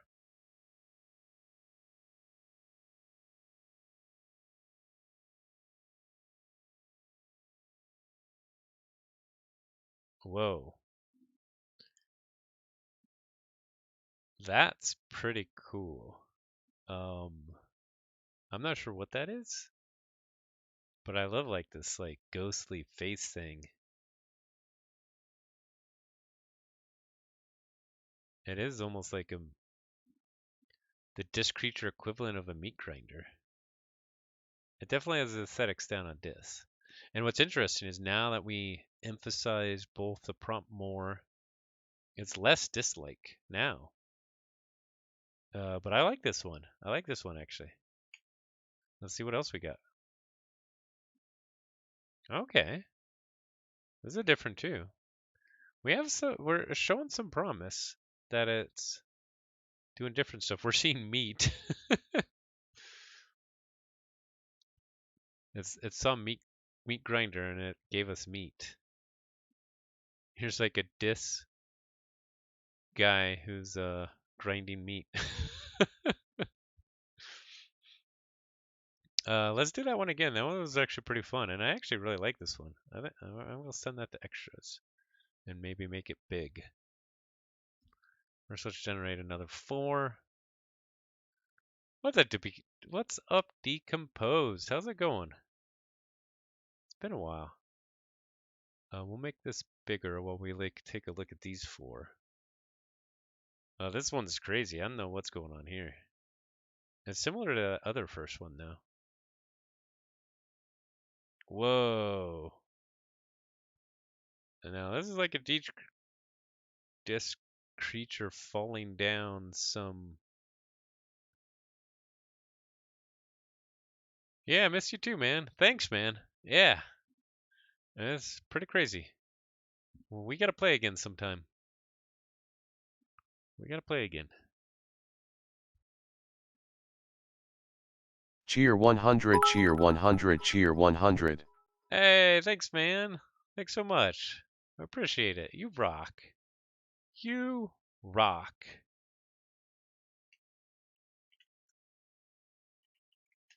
You rock.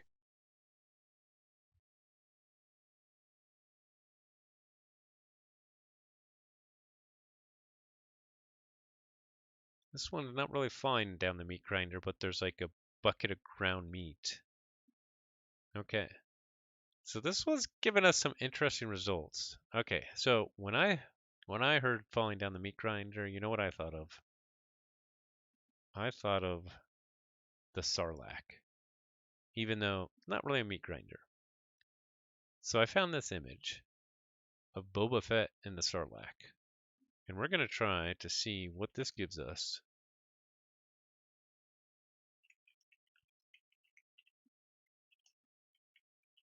In image style. And let's see. Let us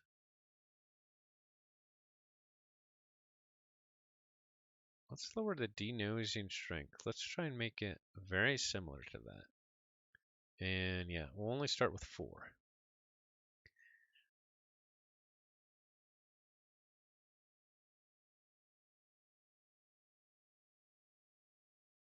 Whoa. Well, some of these, well, I'm not sure about this one, but one of these look cool. Okay, this one's like a normal disc creature with a weird background. Okay. Is it the next one? Yes! Okay, this one's pretty cool. I mean, at least conceptually, I think this is pretty close to falling down the meat grinder disc style. No, what do you think, Getzer? What? So another thing that we can do is we can even take this image and say, okay, let's send this one the image, and then iterate on this one to be closer to this. We can even lower the denoising strength even more so it's closer to this.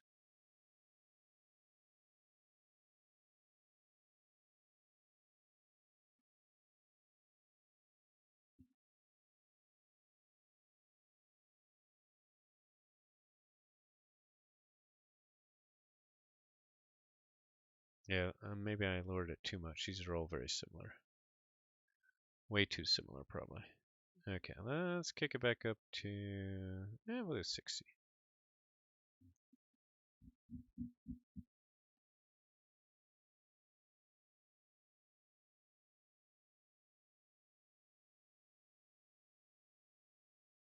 Oh, maybe that was too much. These don't really look that similar.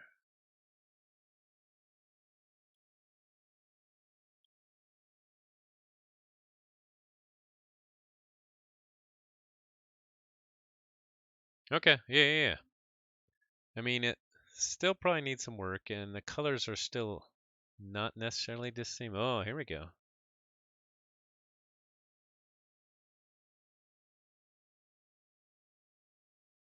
It's interesting. It's like, at least, it's interesting.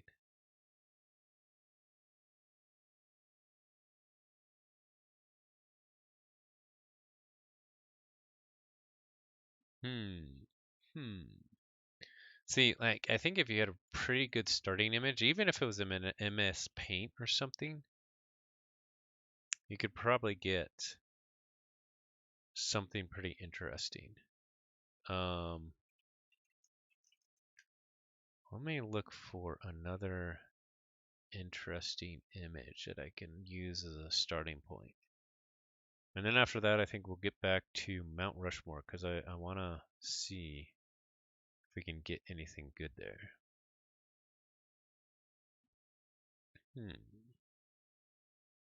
It's hard to find good images for falling down a pit. None of these are what I'm looking for.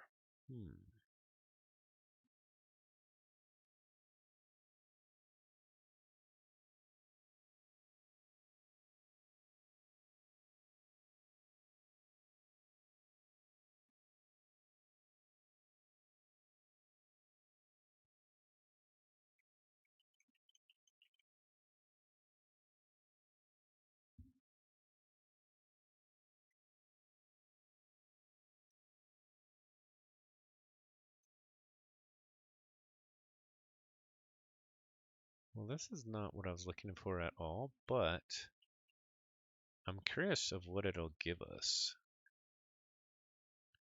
So we're going to do an image of this interesting image of falling down a hole. Just because I'm curious of what it will give us. Now I kept the same falling in a meat grinder prompt, but this should give us the kind of color color. Okay, these are actually interesting. We're almost getting like a disc creature flying down the hole. Interesting. Interesting. Let's see, that one's at 5-5. Let's bump it up a little bit so it'll be a little bit different.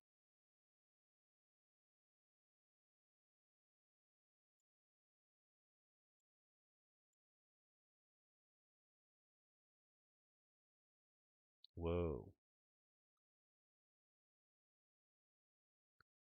Weird disc creature. Okay, that one's pretty cool. Conceptually. That one's pretty cool.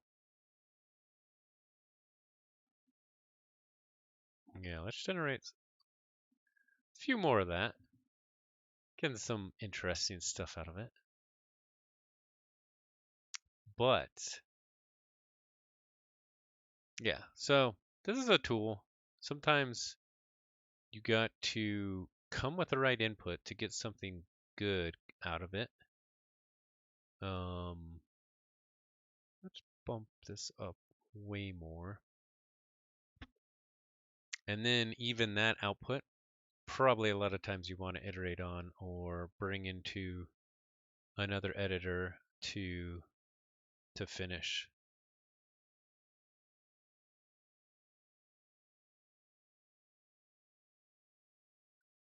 All right. Cool.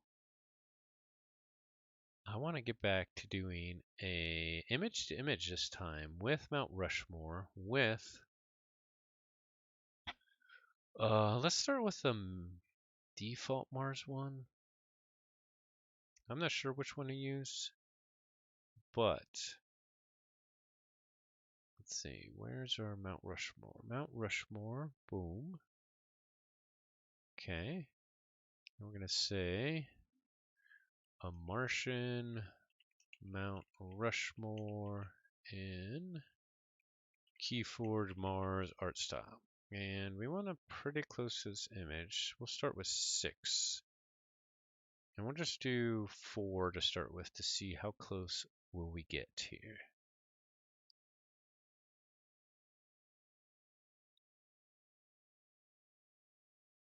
Okay, we definitely have some Mount Rushmore-ish type things, but wow, why did it get all cartoony? That's really weird.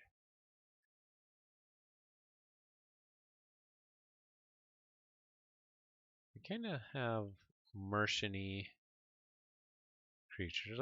Let's iterate I mean, we might have had a weird starting seed there, and we probably need to raise our denoising strength because it's trying to match the colors really well with this. So even though it's really changing the look of the Mount Rushmore, I mean, that's still pretty cool though. That's pretty close, Dinobot. A Martian Mount Rushmore. Now, might have been a little bit different than what you're asking for. Let's raise that denoising strength. We'll go up to 0.7.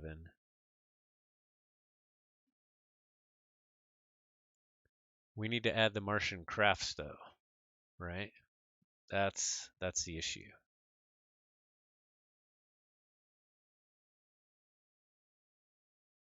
Yeah, going up 0.7 didn't do too much for us. Let's generate one more.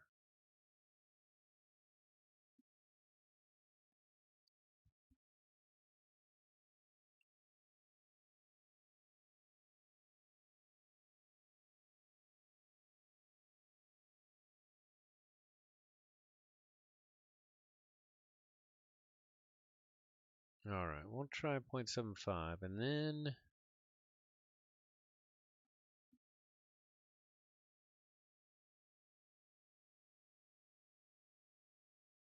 we'll try the Martian one. And then after that, we'll try the Marscraft one too, just because I'm curious. Okay, yeah, we're getting similar stuff, even way up at 0.75. Okay, let's try the Martian one. Although, will it be much different? I don't know. Let's go back down to 0.7.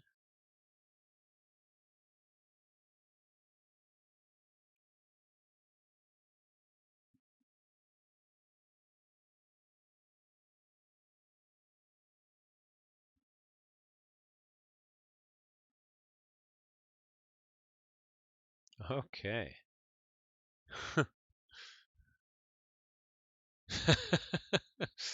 They don't look like sculptures, but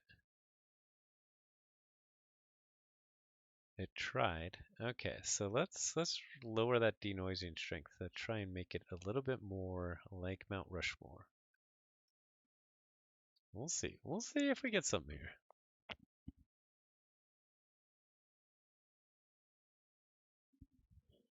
Oh, that's pretty close to um a Martian Mount Rushmore. We'd probably want to iterate a bit to make the Martians look a little bit cooler.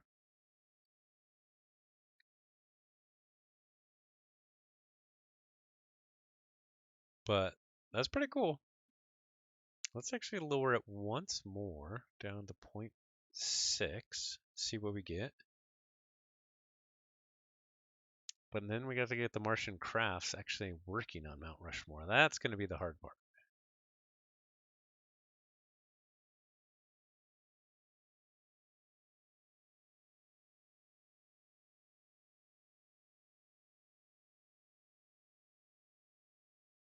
All right, we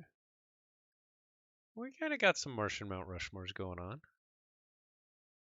They are a little bit distorted. Okay, let's go to the Martian craft one now and say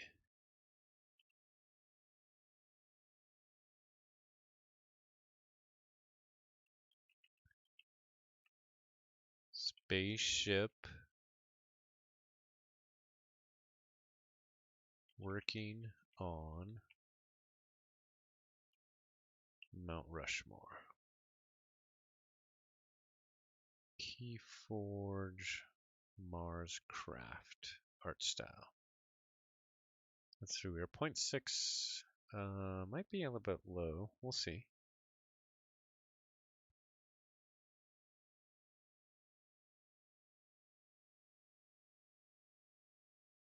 Whoa. What did we get here? Oh, we got like aeronauts.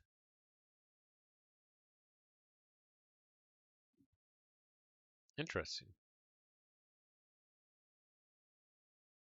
Oh, it's trying to like put together a Mount Rushmore made out of like Martian craft parts. That is really interesting.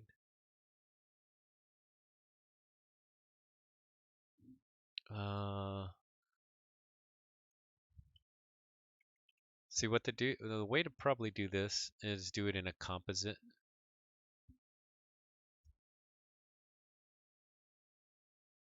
Oh wow, we got some wildly different results in this one. Here we got like a weird Mount Rushmore-esque type thing. Then we have a Mount Rushmore made out of Martian craft bits.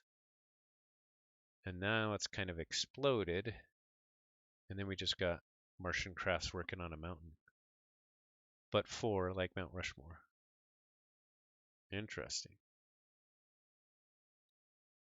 And kind of colorized like Mount Rushmore too. Like this thing's pretty dramatic though. I love the background and the feeling of it. Whoa, this one's cool.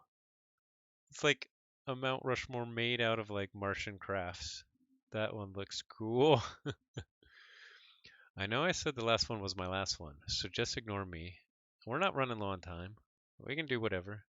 I wonder if we can manage to get the Three Stooges as Logos bots or Saurians or any house really. What would work best for that? Okay, we'll try it. The Three Stooges. Okay, let's see what else we got here. We got some Martians wearing like a Martian craft as Mount Rushmore. I kind of like this one though. This one's cool. Especially it's got like the storm crawler things coming off of it. All right, retry Dinobot. I think the way to do it is first start with what you want for Mount Rushmore, whatever it is, and then as a composite have like Martian crafts attacking something, and then probably Photoshop them together or something like that. Okay, logo spots. Well, so the logo spots. Yeah, I had some pretty good Martian Rushmores. So it was fun to try and get some. Okay, first we're just gonna try with the texture prompt. Three Stooges in Keyforge Logos Robot art style. I'm very skeptical on this, but I don't know. We'll see. That's what happens when the grunts are left unsupervised. And then if this doesn't do anything for us, we might have to get a picture and try an image image. Oh my. Well, we got 3 bots at least. Okay, so we gotta like pull up a Three Stooges image as like a reference. This is a pretty funny one. That one's pretty funny too.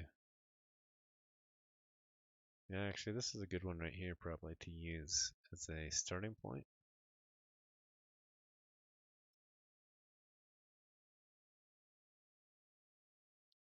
Not WebP, I don't want WebP. Well, we'll open that up and see if we can get a good starting point. But we got 3 robots. Can't really tell that they're Stooges. Then we got down to 2 robots. There's 3 robots here. They kind of look like Stooges. I don't know what a robot Stooge looks like. Let's generate another one of those. While we try and grab this picture. Hopefully, I don't want a WebP though. Save images as type. There we go. Okay.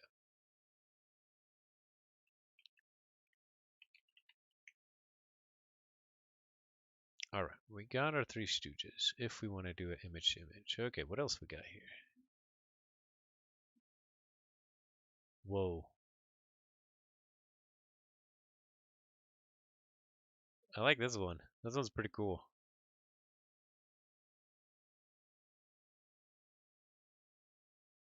That one's pretty cool.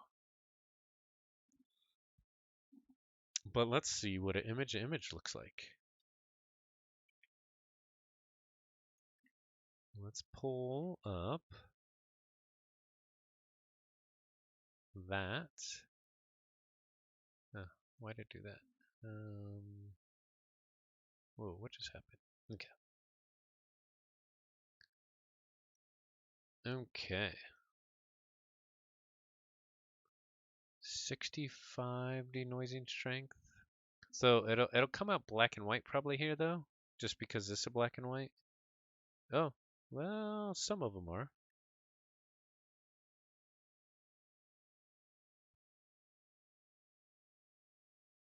I did not know what to do with that. Well, let's generate another one. And then if that's still pretty poor, we'll try and lower the denoising strength. It just might struggle with this as an image to image based off of the model is probably pretty pre-constrained. This is a scary freaking Logos robot. Look at that mouth. Whoa.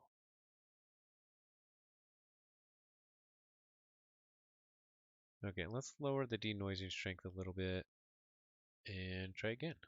I don't think this will work for image image. We might have to go back to text to image and try a few more there.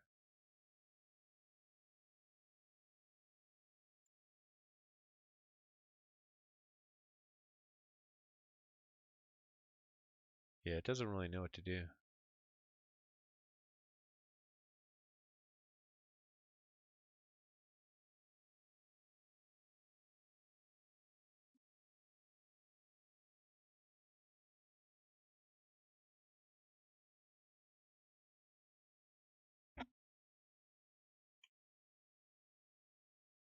Yeah, okay. Let's go back to the text to image. Try some more. We're going to emphasize Three Stooges. And Config scale already is high.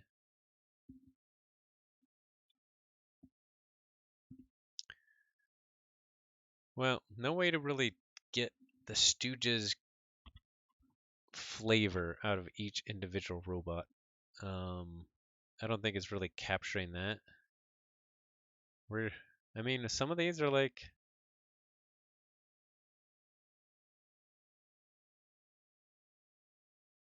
different. Yeah, I think I'll move on to Saurian. Let's try Saurian. Saurian, and I'm actually curious about the Sanctum Knight, although I don't think it'll probably just look like a bunch of Sanctum Knights, but I kind of want to try it.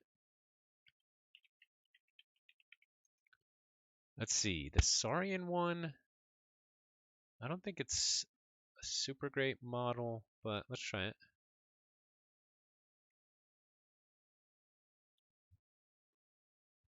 Let's see, what would be, we could try even the Star Alliance, even though that model's pretty bad. What else would be good?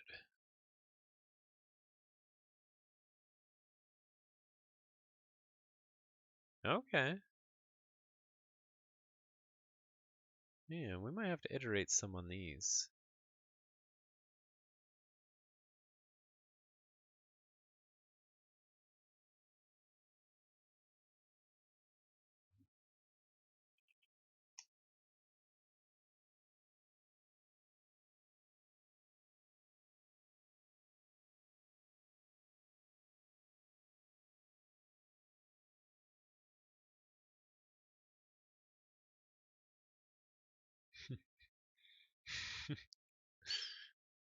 Well, we're getting 3 funny looking dinosaurs at least. For what that's worth.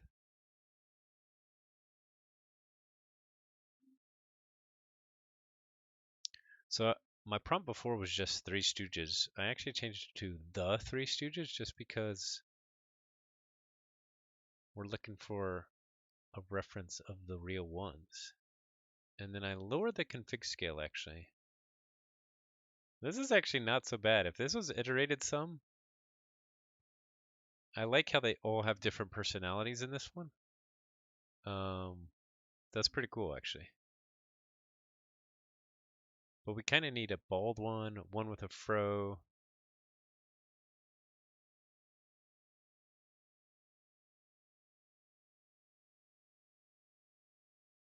Yeah, I like this one. The faces aren't perfect, but I like the style of that one. Try a couple more like this. 3 goofy dinosaurs is a success, for sure. I actually want to try the image with this. I'm curious to see what it will look like.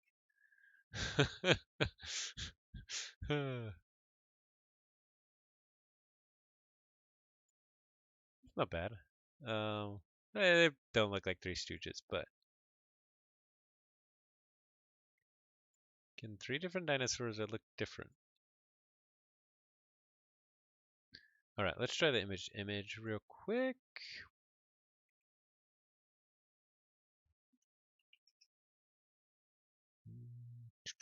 Yeah, we'll try that. We might actually lower the denoising strength a bunch after we try this. And let's try and get another 3 Stooges one.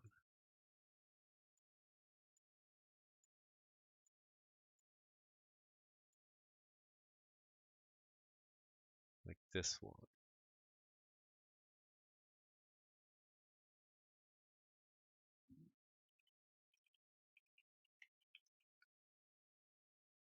That one's pretty funny.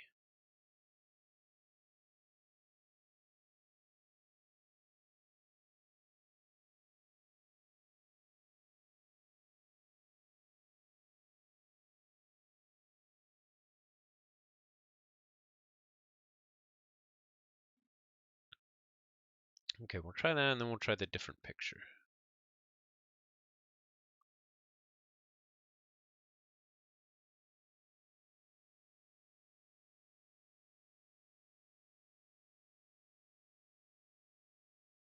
Okay, yeah.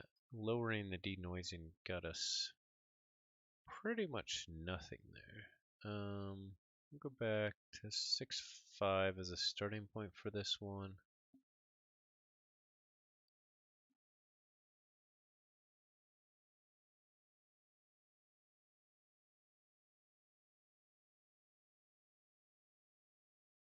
Oh my, what do we got here? Those, I'm not sure if those are quite dinosaurs. They look pretty funny.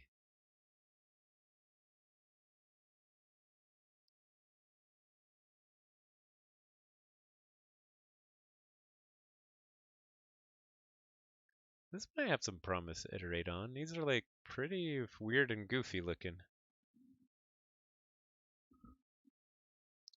I wonder if it'd help if this was like actually a 512 by 512 picture.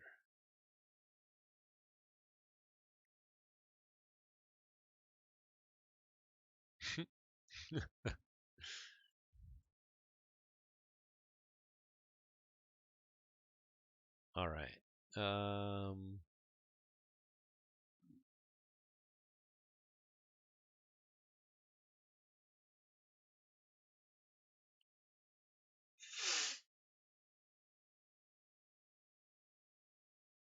All right.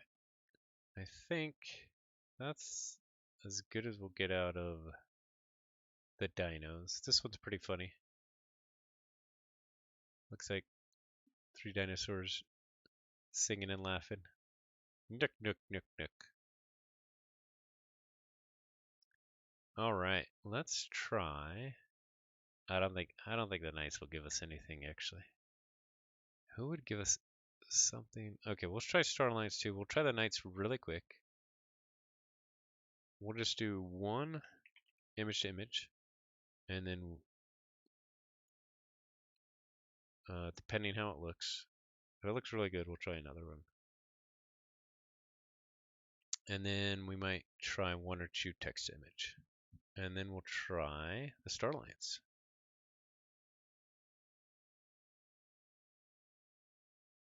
Whoa. Whoa, what is going on here? That's cool. So this model is going to struggle with this because this was trained on just singular Sanctum Knights. And I'm surprised we actually got more than just a single knight in those last ones.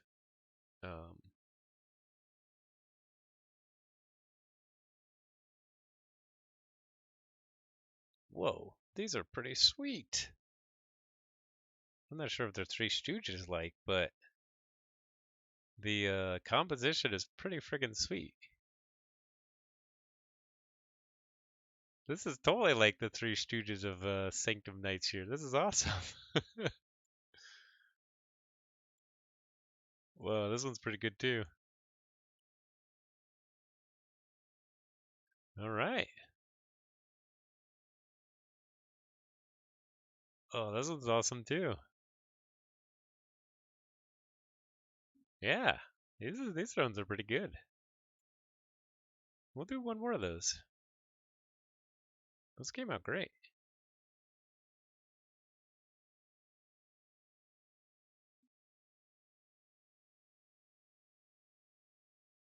Totally great action poses. They almost look like anime movie posters or something.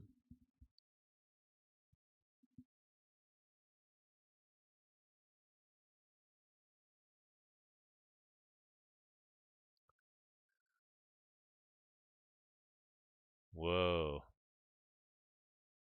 They're definitely too badass to be Stooges. But yeah, these cards look awesome. This almost looks like a Ninja Gaiden Sanctum mashup. Yeah, those are sweet. All right, let's try the Star Alliance Officer. I don't think it's that great a model, but I gotta try it.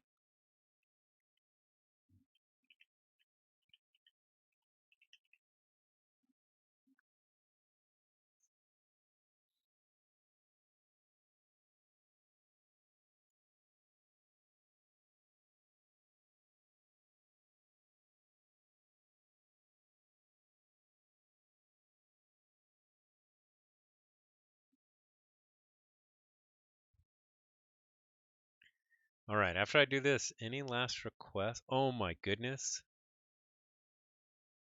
That is really close to the Three Stooges Starline style. We got a bald one, we got one with a fro, and then we got one with, it almost looks like a little uh, head cap.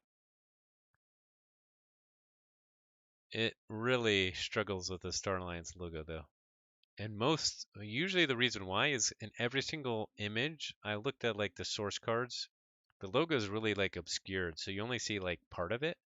And so it really doesn't even know what the Starline's logo is. Oh, this is a great one too. This is awesome because it's got like Star Alliance is a whole bunch of different aliens. So we got like the bald one, the crazy furry like horse creature, some other alien. These actually came out pretty dang good. I can't believe it.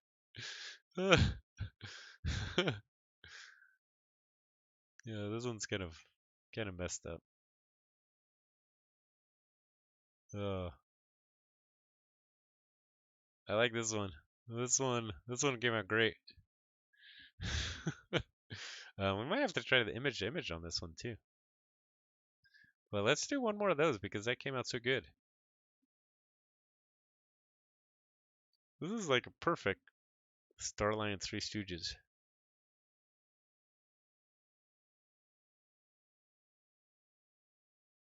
Oh, I didn't screw it up, did I? Okay, good. These didn't come out as good. Stuker. I should have led with the Three Stooges. Yeah, it's actually been pretty fun in all the different houses.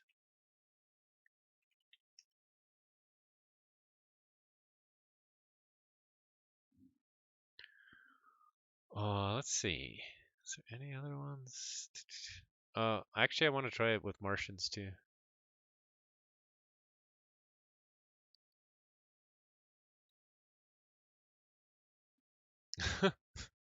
So that's pretty funny.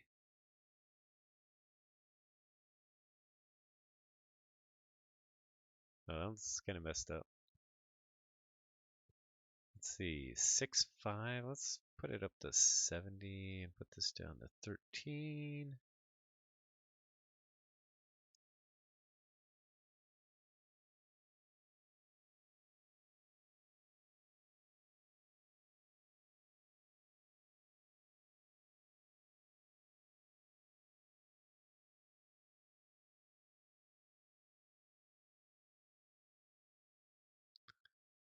There's some stuff that's decent here, but I don't think it beats that one with the two aliens. This one's pretty good, but because it's all humans, it's not real starlines. There's your video title. What would the Three Stooges look like in starlines? I like it. I might even have to split up this video just because I think people would be interested in different aspects of it. Okay, we're gonna try Martians. First we're just gonna do text image.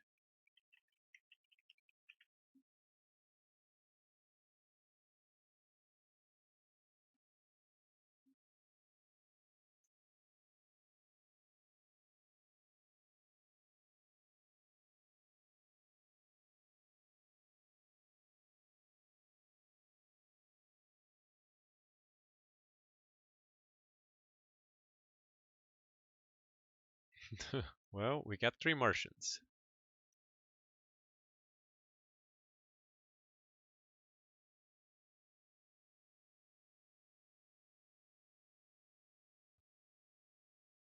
Hmm.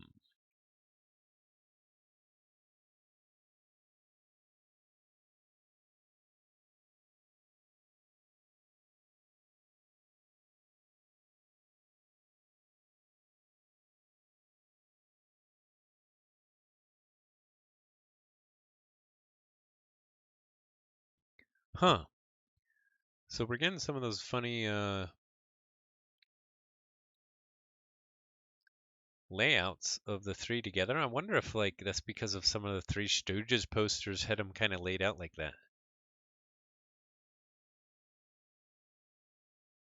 Yeah, these didn't come out that great though. Okay, let's try the image to image. See what that gives us. I'm guessing it's not going to give us anything too great.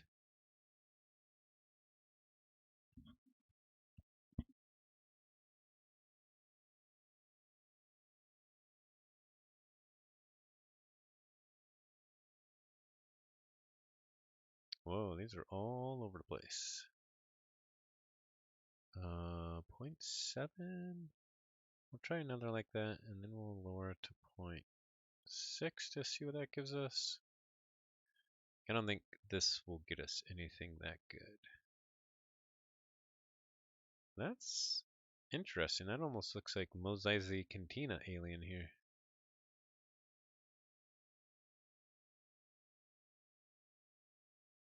These look like cool Martians. They don't look like Stooges.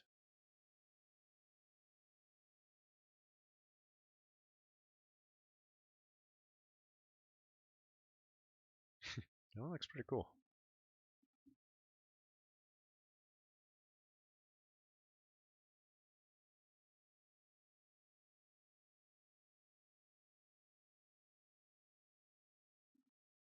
Maybe that's 3 Martian Stooges?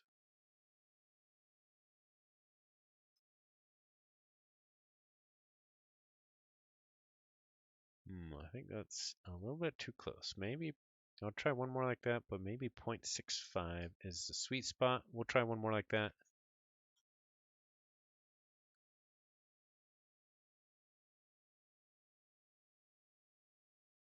Yeah.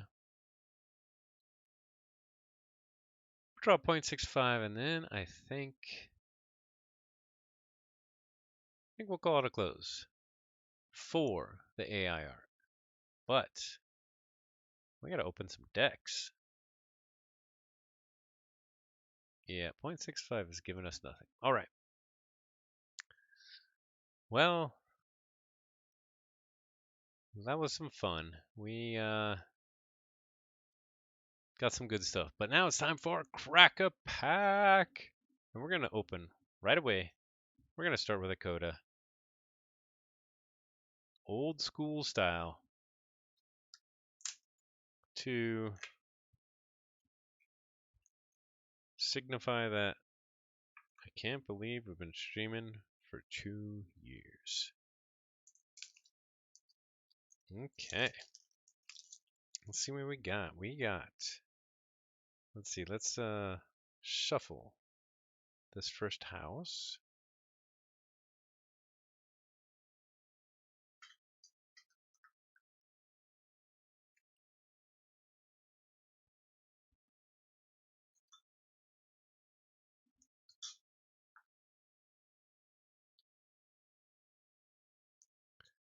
And we have a Logos Sanctum Dis. Patch, Princess Starfinder, Calpurnius. Princess Starfinder, that's a cool name. Got a sword for one arm, tentacles for another arm, a cool dress or robe. All right, let's see what we got. Let's go to start with creature control, gateway to Dis. Annihilation Ritual. When a creature would enter a discard pile from play, it is purged instead. Huh. Annihilation Ritual. That would be a good thing to combat some like the Infernus recursion or Eddy recursion, all the recursion stuff. More creature control, 3 fates, destroy the 3 most powerful creatures. Destitution, Dereliction, and Defenestration. Annihilation Ritual plus Gateway leads to tons of fun as long as you have good actions. Yeah, well, so far so good. And more fun, Hysteria. Return each creature to its owner's hand. Help! I can't stop this feeling. deep inside of me. More good actions. Mind Barb. Play. Your opponent discards a random card from their hand. And we have Tentacus. Your opponents must pay you 1 ember in order to use an artifact. We have a Succubus. During their draw card step, your opponent refills their hand to 1 less card. We have a Shaffles. At the end of your turn, your opponent loses 1 ember. Do you want imps? This is how you get imps. And what's up, Southerly Elf? Nice to see you. We have a Schuler. Play. If your opponent has 4 ember or more, steal 1 ember. Demons only take, never give. The Sanctified Scroll. And that's nice with our Hysteria. We have an Arise, which, if we play our Annihilation Ritual, won't do anything, depending when we play it. Play, choose a house, return each creature of that house from your discard pile to your hand. Gain 1 chain. Yeah, no worries. Sounds good. Ooh, we have a Control the Weak. Play, choose a house on your opponent's identity card. Your opponent must choose that house as their active house on their next turn. I wouldn't mind a second of those. But no, we have a Fear. Return an enemy creature to its owner's hand. Well, we definitely went creature or action heavy on that with our Annihilation Ritual. If we got like a really good Logos that had lots of speed with actions, then the Annihilation Ritual could be pretty good. And if we had some Doorstep to Heavens and things like that. 2, 3, 4, 6. Okay, next house should be Logos, I think.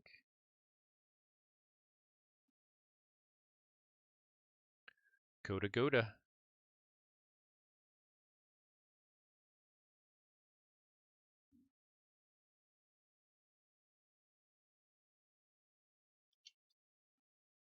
And we start with Knowledge is Power. That could be a good card.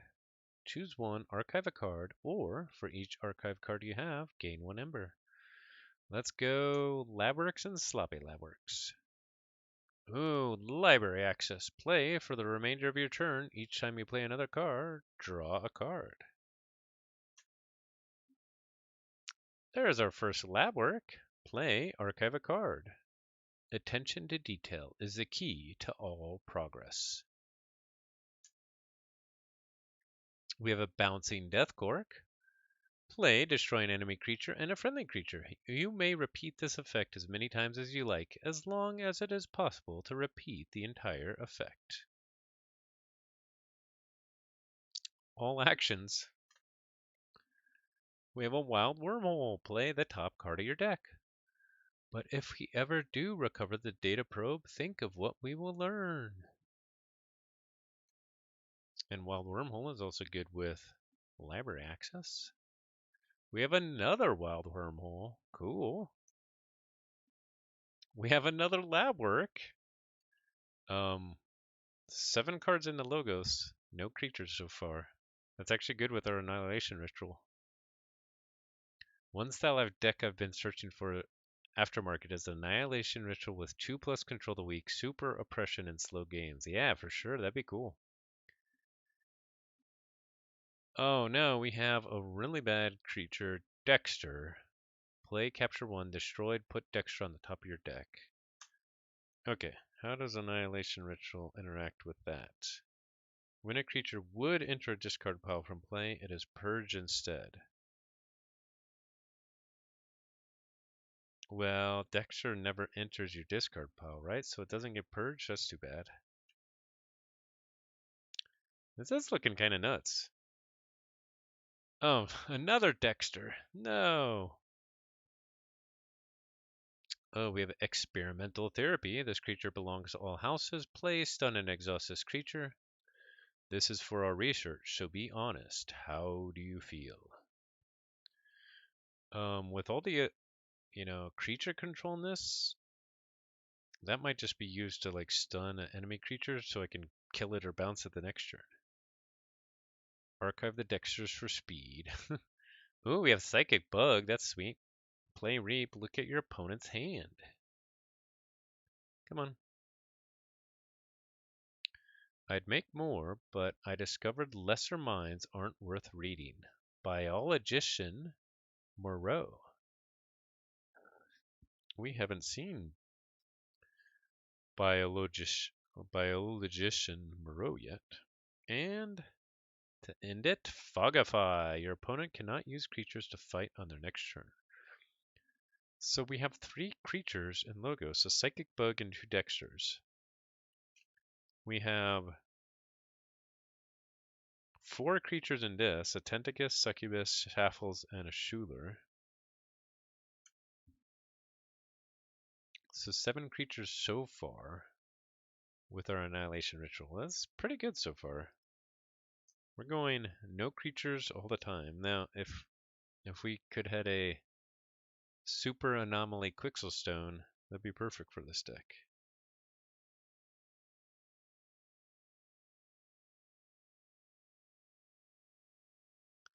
Maybe there's something having creatures that don't disappear under Annihilation Ritual, yeah?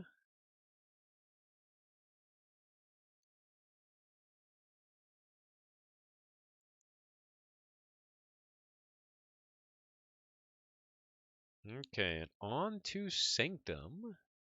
We want some speed. We want all the Ember. Radiant Truth is a good start. Play. Stun each enemy creature not on a flank. Truly I say to you, pie is superior to cake. From the ravings of the prophet Gizart. We have a Gorm of Om. That's pretty nice artifact control. Omni, sacrifice Gorm of Om, destroy an artifact. An object, no matter how sacred, is just a thing.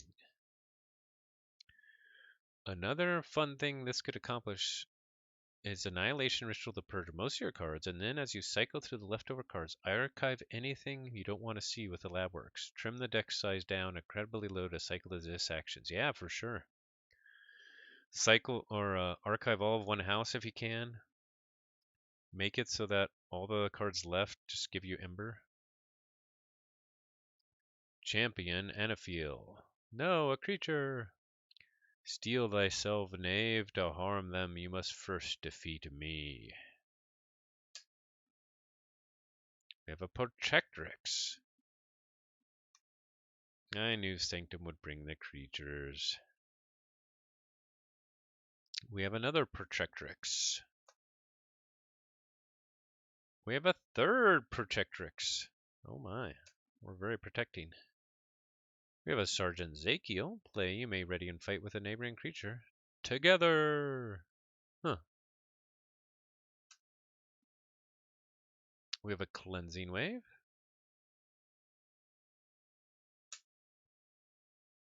We have a Whispering Reliquary. Return an artifact to its owner's hand.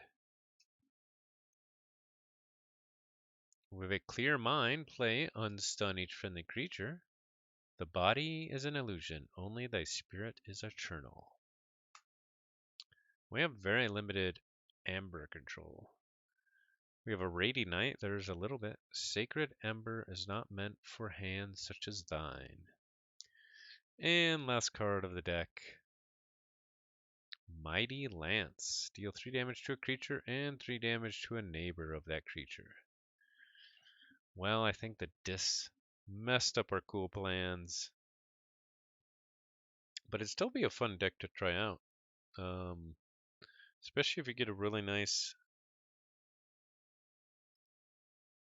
Logos turn early with a library access and the while wormholes going off.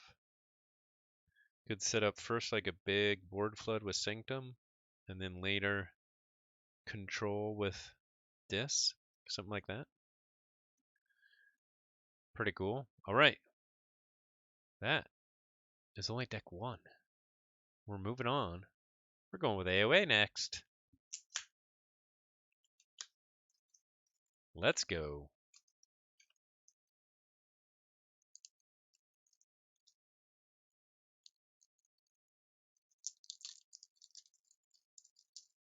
Well, this is like a really warped deck.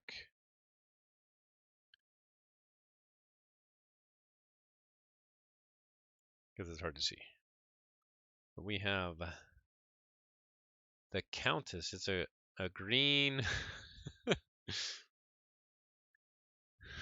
a green one, so the green screen kills it. The Countess that spoils the Yeti. Shadows, Brobnar, Logos. Interesting.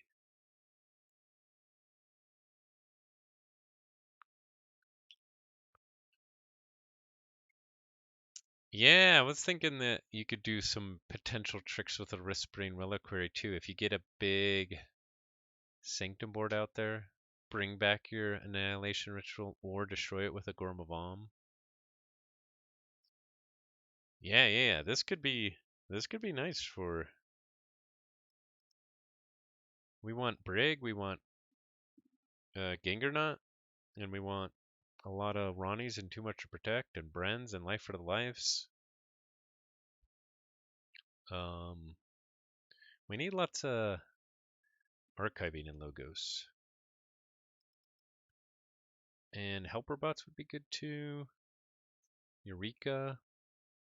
We probably don't want a lot of Stutterkins. They just die. They don't do anything. Alright, what do we start with? We start with a Grump Buggy. Your opponent's keys cost +1 Ember for each friendly creature with power 5 or higher. And same with your keys. We have it Into the Fray. Play for the remainder of the turn. A friendly Brobnar creature gains Fight. Ready this creature. We have a Little Rascal. Elusive. Creatures must fight when used if able. And they said I was annoying. Pingle who annoys. That's pretty good. We have a First Blood. Alpha. Play, deal 2 damage for each friendly Brobnar creature. You may divide this damage among any number of creatures. AKA Oberst Mothership. We have a Drummerknot. Play, fight, reap. Return a friendly giant creature to your hand. Ain't nothing, ain't nobody that can beat my beat. Alright, we got part 1 of Gengarnut. We have Groke. Okay, good. We need more 5 power plus creatures with our Grunt Buggy. Fight, your opponent loses 1 Ember. Fierce as a Broododon and about as sharp. Livia the Elder. We have the Kolfa Quiet. Elusive.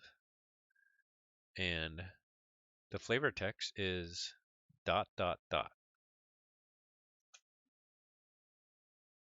We have a Smith. Play, gain 2 Ember if you control more creatures than your opponent. We have a Relentless Assault. Play, ready and fight with up to 3 different friendly creatures one at a time.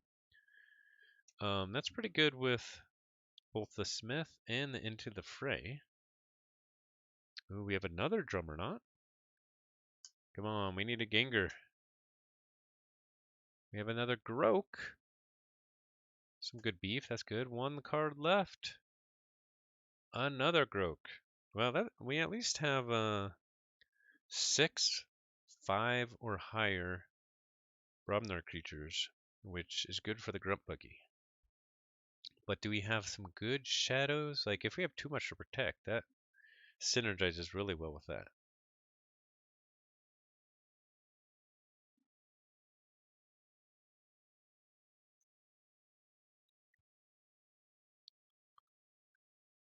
Yeah, bouncing the Grokes will be good. Relentless Assault, you can fight with a couple Grokes, then fight with a Drummerknot and bounce them.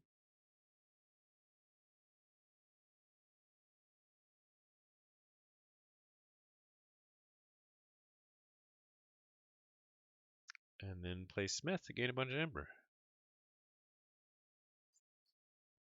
Alright, next up we have Logos, and we start with a Legacy Doc Bookton. Reap, draw a card. Don't worry, Momo. We'll have this Quantum Death Ray installed in no time. And 5 power. We have a Library of Babel. Draw a card. When you make an archive of all knowledge in the universe, don't be surprised when you understand almost none of it. Yeah, nice legacy that synergizes nicely with the Grunt Buggy. We have a Titan mechanic, can both increase and lower the cost of a key. If they come, they will build it. We have a ZYX researcher. I like to see that. Play archive the top card of your deck or the top card of your discard pile. We only concern ourselves with can. Let the sanctum worry about should. We have a crazy killing machine. Do not touch ever. Action. Discard the top card of each player's deck. For each of those cards, destroy a creature or artifact of that card's house, if able. If 2 cards are not destroyed as a result of this, destroy Crazy Killing Machine. We have a Helper Bot. You may play 1 non-logos card this turn. See, Momo? I told you it wouldn't take long. Doc Bookton. We got Helper Bot with Doc Bookton in the same house. We have a Poke. Play, deal 1 damage to an enemy creature. If this damage destroys that creature, draw a card. The very, very sad Poke. We have a Jargoggle.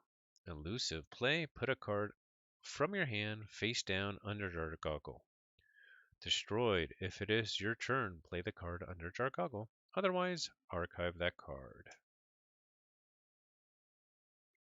We have a Labwork. Good. Play, archive a card. We have a standardized testing. That's nice too. Some good creature control. Play, destroy each creature with the lowest power and each creature with the highest power. The Logos like to call it aggressive motivation. We have a Cutthroat Research. That goes really good with our Grunt Buggy. Play, steal 2 Ember if your opponent has 8 Ember or more. To steal data from one person is plagiarism. To steal from many is research. Dr. Escatera. And finally, we have another Library of Babel. All right, let's see. We would have liked probably a little bit more speed there, but let's see what we have in the shadows. Let's see, what would be nice?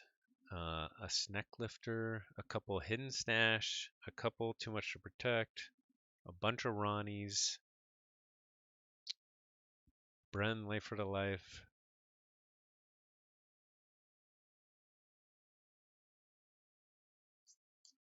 and a couple lights out. But we start with Gamgee. Elusive. Rape. If your opponent has more Ember than you, steal 1 Ember. We have Whistling Darts. Play. Deal 1 damage to each creature. Do, re, mi, ah! Not too bad, Logos. Let's see what the Helper Bot can pull off with Shadows. Yeah, for sure. The Sting. The Sting would be nice, although we don't have any nice key cheats to go with it. Although we could have a Maverick. Hey, we got one of our hidden stashes. Play, archive a card. Now, where did you put that? So we have the Shadows lab work and we have the Logos lab work. Hey, Miasma's pretty good. Play. Your opponent skips the forge a key step on their next turn. That's really good with Grunt Buggy too. I have a really good deck with a couple Miasma and a Grunt Buggy. Won me a store championship. We have a Swindle. Alpha and Omega. Play. Steal 3 Ember. Whoa, what just happened there? We have a Scowly Caper. Skirmish. Scowly Caper enters play under your opponent's control and can be used as if it belonged to any house. At the end of your turn, destroy one of Scowly Caper's neighbors. Yeah, let's go too much to protect. We have an Umbra. Fight, steal 1 Ember. When the fighting's done, the real work begins. We have another Umbra. We have a Dusk Runner. This creature gains Reap, steal 1 Ember. Call me Night Haunter and Dusk Runner. Call me Who Goes There and Just the Wind. from The First Thief, A Shadow's Children's Tale. We have a Merkins, that's fun. Play, choose a random card in your opponent's archives or the top card of your opponent's deck. Play that card as if it were yours. We have a Snack Lifter. Alright, we can steal an artifact. Play, take control of an enemy artifact while under your control. If it does not belong to one of your 3 houses, it is considered to be of House Shadows. And last card, how much too much to protect? No, we have Furtive Investors. Play, if your opponent has more Ember than you, gain 1 Ember for each key your opponent has forged. Okay, so that is the Countess that spoils the Yeti. Cool legacy.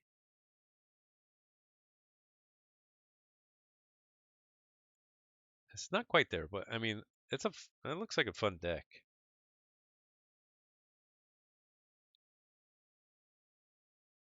It'd be a great sealed pull for like a sealed sealed chainbound or something like that.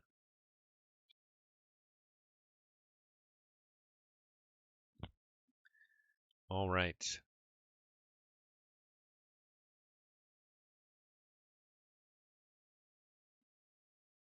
We're gonna open one more deck.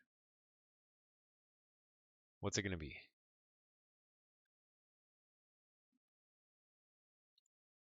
Should we go random? Is somebody gonna say something?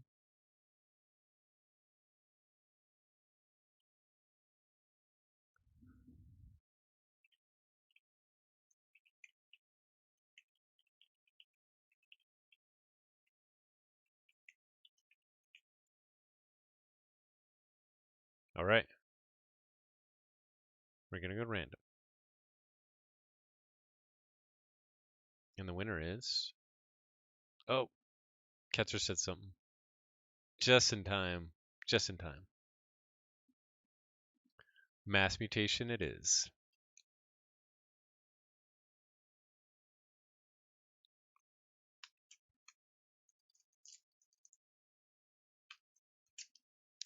To close out the night, we have some spicy houses. Shadows dis Logos.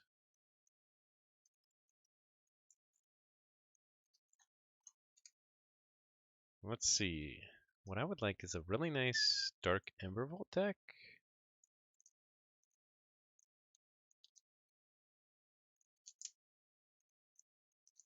Maybe a bunch of red pennies.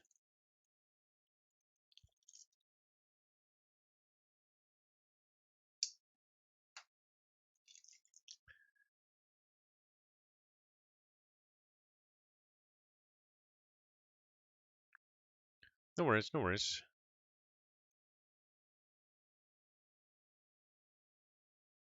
All right, shuffling the first house. Every day I'm shuffling.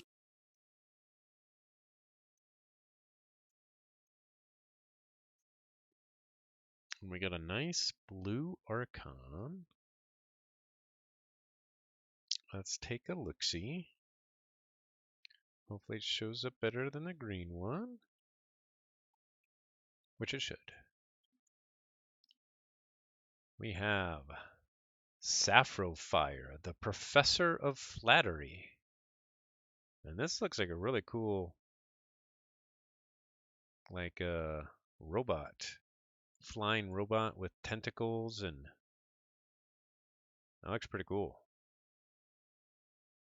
Sapphire. Let's see what we start with. We start with a Dark Minion. Destroy. Deal 1 damage to each enemy creature. And we have an Anguish. For each damage on Anguish, your opponent's keys cost +1 Ember. The more it hurts, the more it shares its pain. What a beautiful monster. Miss Onyx Censorious. We have a Gateway to Dis. Destroy each creature. Gain 3 chains. We have a Brabble. Destroyed, your opponent loses 1 Ember. If it is not your turn, your opponent loses 3 Ember instead. That means I want a Pincerator. We have a Drekker, Reap, steal 1 Ember. We have a Lord Invidious. Elusive. While Lord Invidious is in the center of your battle line, it gains Reap. Take control of an enemy flank creature and exhaust it. While under your control, it belongs to House Dis. Ooh, we have a Mark of Dis. Play, deal 2 damage to a creature, and if it is not destroyed, its controller must choose that creature's house as their active house on their next turn. We have a Waking Nightmare. Play, keys cost +1 Ember for each Dis creature in play during your opponent's next turn. We have a Mind Fire. Play, your opponent discards a random card from their hand. Steal 1 Ember for each bonus icon on the discarded card. We have a Dominator Bauble. Action, use a friendly creature. I know I shouldn't have nicked it, but it twere so shiny. Naughty the Thief. We have a Xenofiend. Fight, look at the top 3 cards of your deck. Put 1 into your hand and 1 on the bottom of your deck. Destroyed, steal 1 Ember. And we have a Snurret. At the end of your turn, capture 1 Ember. Action, move each Ember from Snurret to the common supply. An okay Dis, nothing too crazy.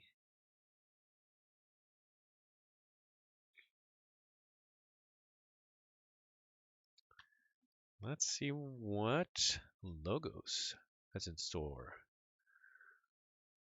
What's up, Astron? I am still live. We are just opening some decks. We're about to be done here. We had lots of fun earlier looking through all the deck evaluation systems, singing some songs, and doing lots of fun with AI art. Lots of fun. The 3 Stooges and Starlights. There was prompt crafting. There was prompt NARP. Okay, starting out with a Bot Bookton. Reap, play the top card of your deck. Look, Momo, now I have a Quantum Death Ray too. We have a Munchling. Skirmish, fight. You may discard a Logos card from your hand or archives. If you do, gain 1 Ember.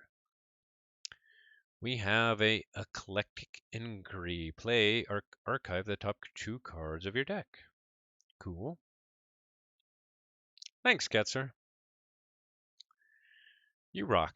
We have a Master the Theory. Play, if there are no friendly creatures in play, you may archive a card for each enemy creature. In theory, there is no difference between theory and practice. We have a Lethalogica.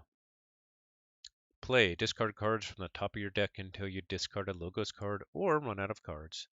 If you discard a Logos card this way, put it in your hand. We have a Fission Bloom. Action, the next time you play a card this turn, resolve each of its bonus icons in additional time. We have the classic autoencoder. After a card is discarded from your hand, archive the top card of your deck. Sweet. Ooh, Cyberclone. I like it. Hold on.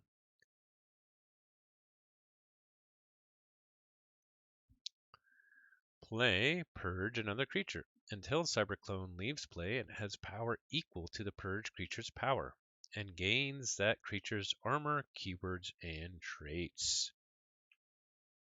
So good.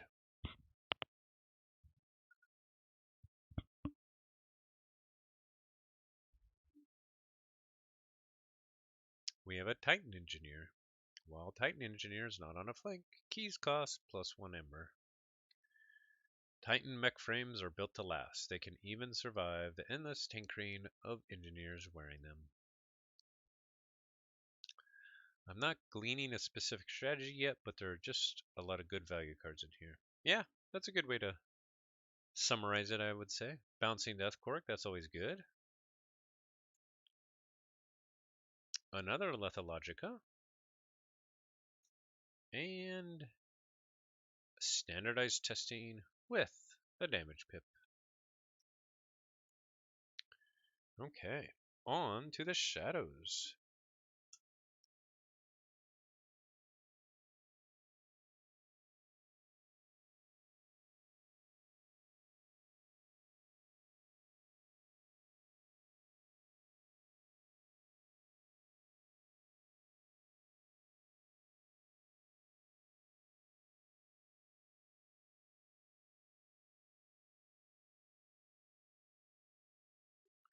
I should have made some AI art to match the sea shanty, like a Brobnar pirate.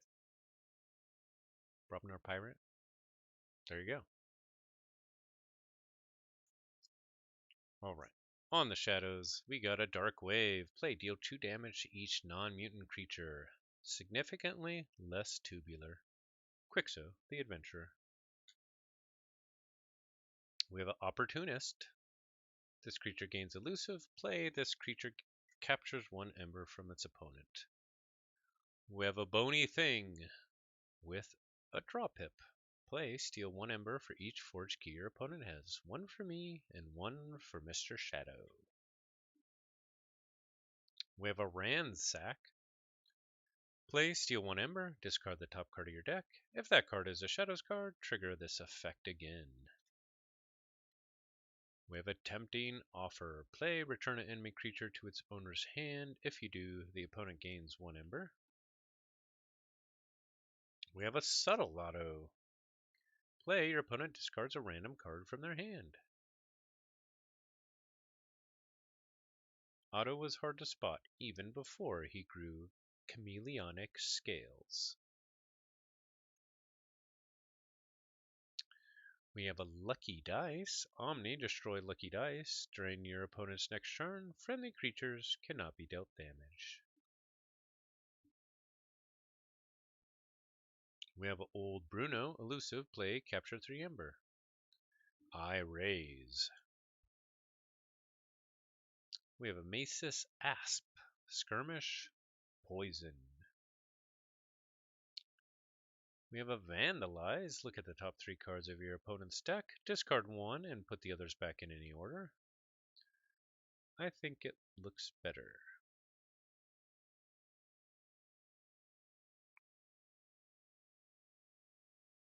We have another opportunist. And finally, we have a perplexing sophistry. Play if your opponent has more ember than your opponent. If you have more ember than your opponent, they discard a random card from their hand and you draw a card. Lots of disruption actually in the shadows. Not bad, not. I was hoping to have some mugs with those opportunists to kind of have some burst.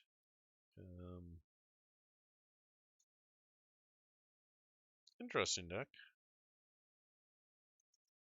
Yeah. So that was.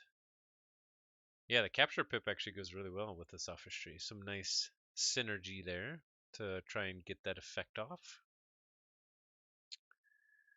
Yeah, so that was Sapphire, the Professor of Flattery. All right, that was a stream. Thanks everybody for watching, and thanks for helping me celebrate 2 years of streaming. You all rock, and thanks for watching when you can. I know not everybody can watch all the time, but yeah, thanks for also joining in the conversation, joining in the fun with the AI art. That was a lot of fun. Never thought I would see the 3 Stooges in Starlines, or a Martian Mount Rushmore, or any of the other cool stuff that we saw. And yeah, have yourselves a wonderful day, a wonderful evening, or wherever you're at. So, with that, forge on and prosper.